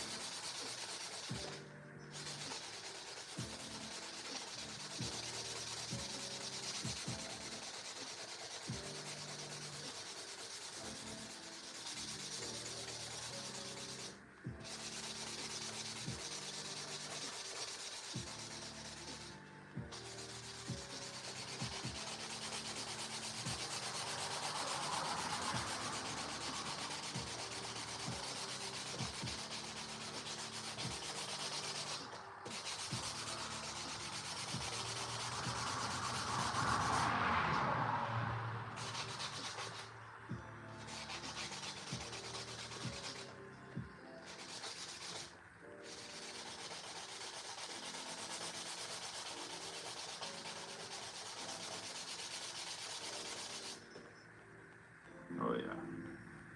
Smooth. Smooth as a baby's bottom.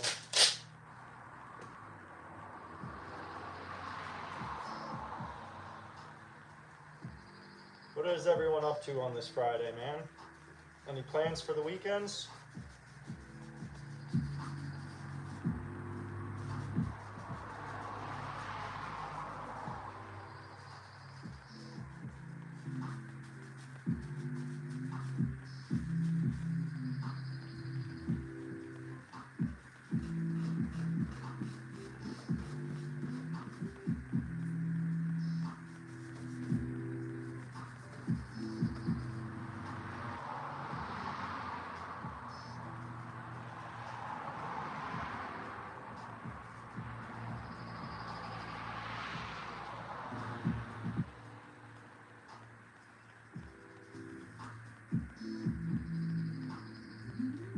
Oh, hell yeah, dude.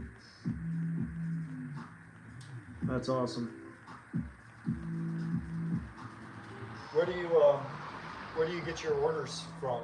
Is it word of mouth, marketplace, website?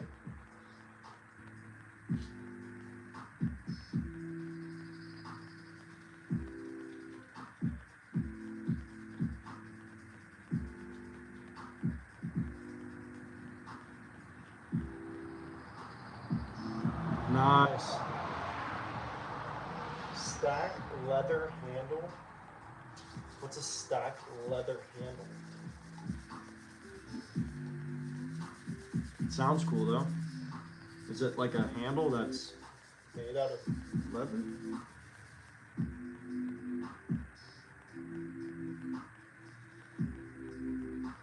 Nice, nice.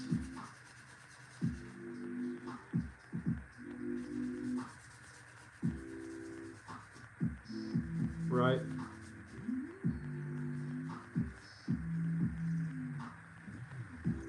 I don't have a day job. I'm trying, man. I'm trying.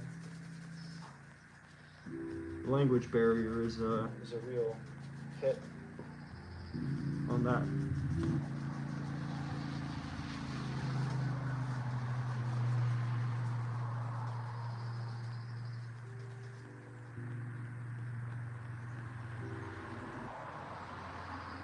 I was one of my wife's friends said that they were trying to help get a job for me, kind of, you know, just like help look around. And there's a guy, they work for the city doing things like fixing things around the city. I'm guessing clean up trash, weed whacking, shit that anybody could do with their eyes closed kind of stuff, if you ask me. And she showed him like my company website and everything that I can do and yada yada yada. And he just wanted that I at least speak the terms that they discuss at work or whatever in French. I was like, come on, dude. Like, how about?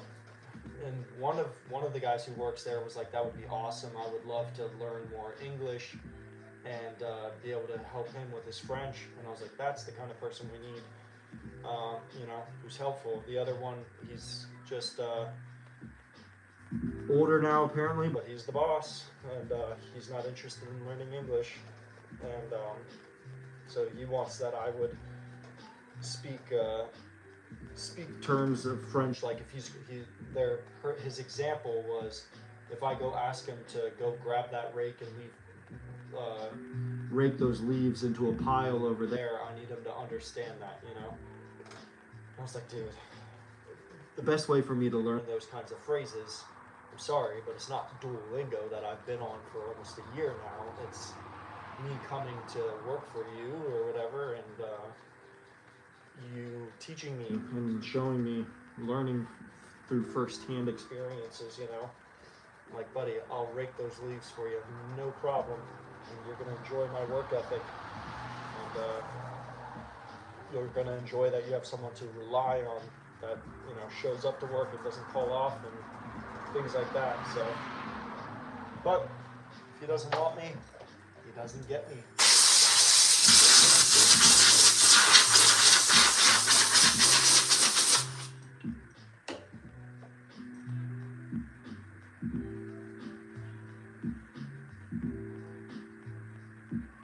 This puppy is smooth.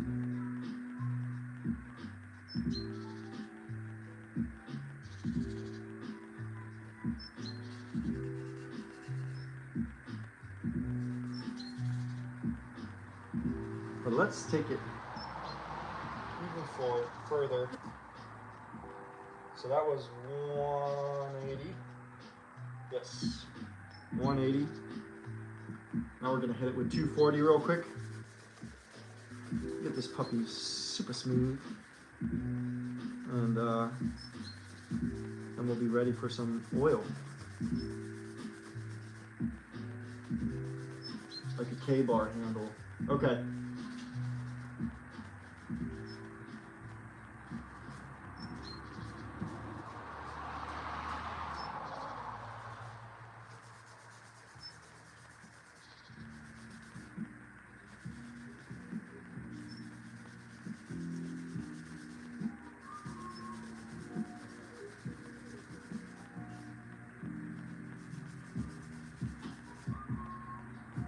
wish they put like Philo vision through the channels and TVs. Like smell-o-vision, but feel-o-vision, because this thing is smooth. Who's in the driveway? Someone. I don't think it's supposed to be Grandpa yet. Huh? Could be. It's him.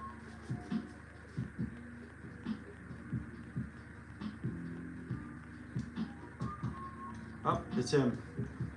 Alright guys, I think it's time for me to get off the chat. It looks like it's time to cut down the tree. So, Grandpa's here, and we're going to start chopping. So, I'd like to finish this now, but I'll probably be back on after we cut down this tree in the front, and then we'll do the oil on this guy, because it's pretty much done and sanded. So, I will see you guys in just a little bit. Thanks for stopping by. Here's the handle so far. Ooh, that wouldn't be a bad idea. Bam. All right.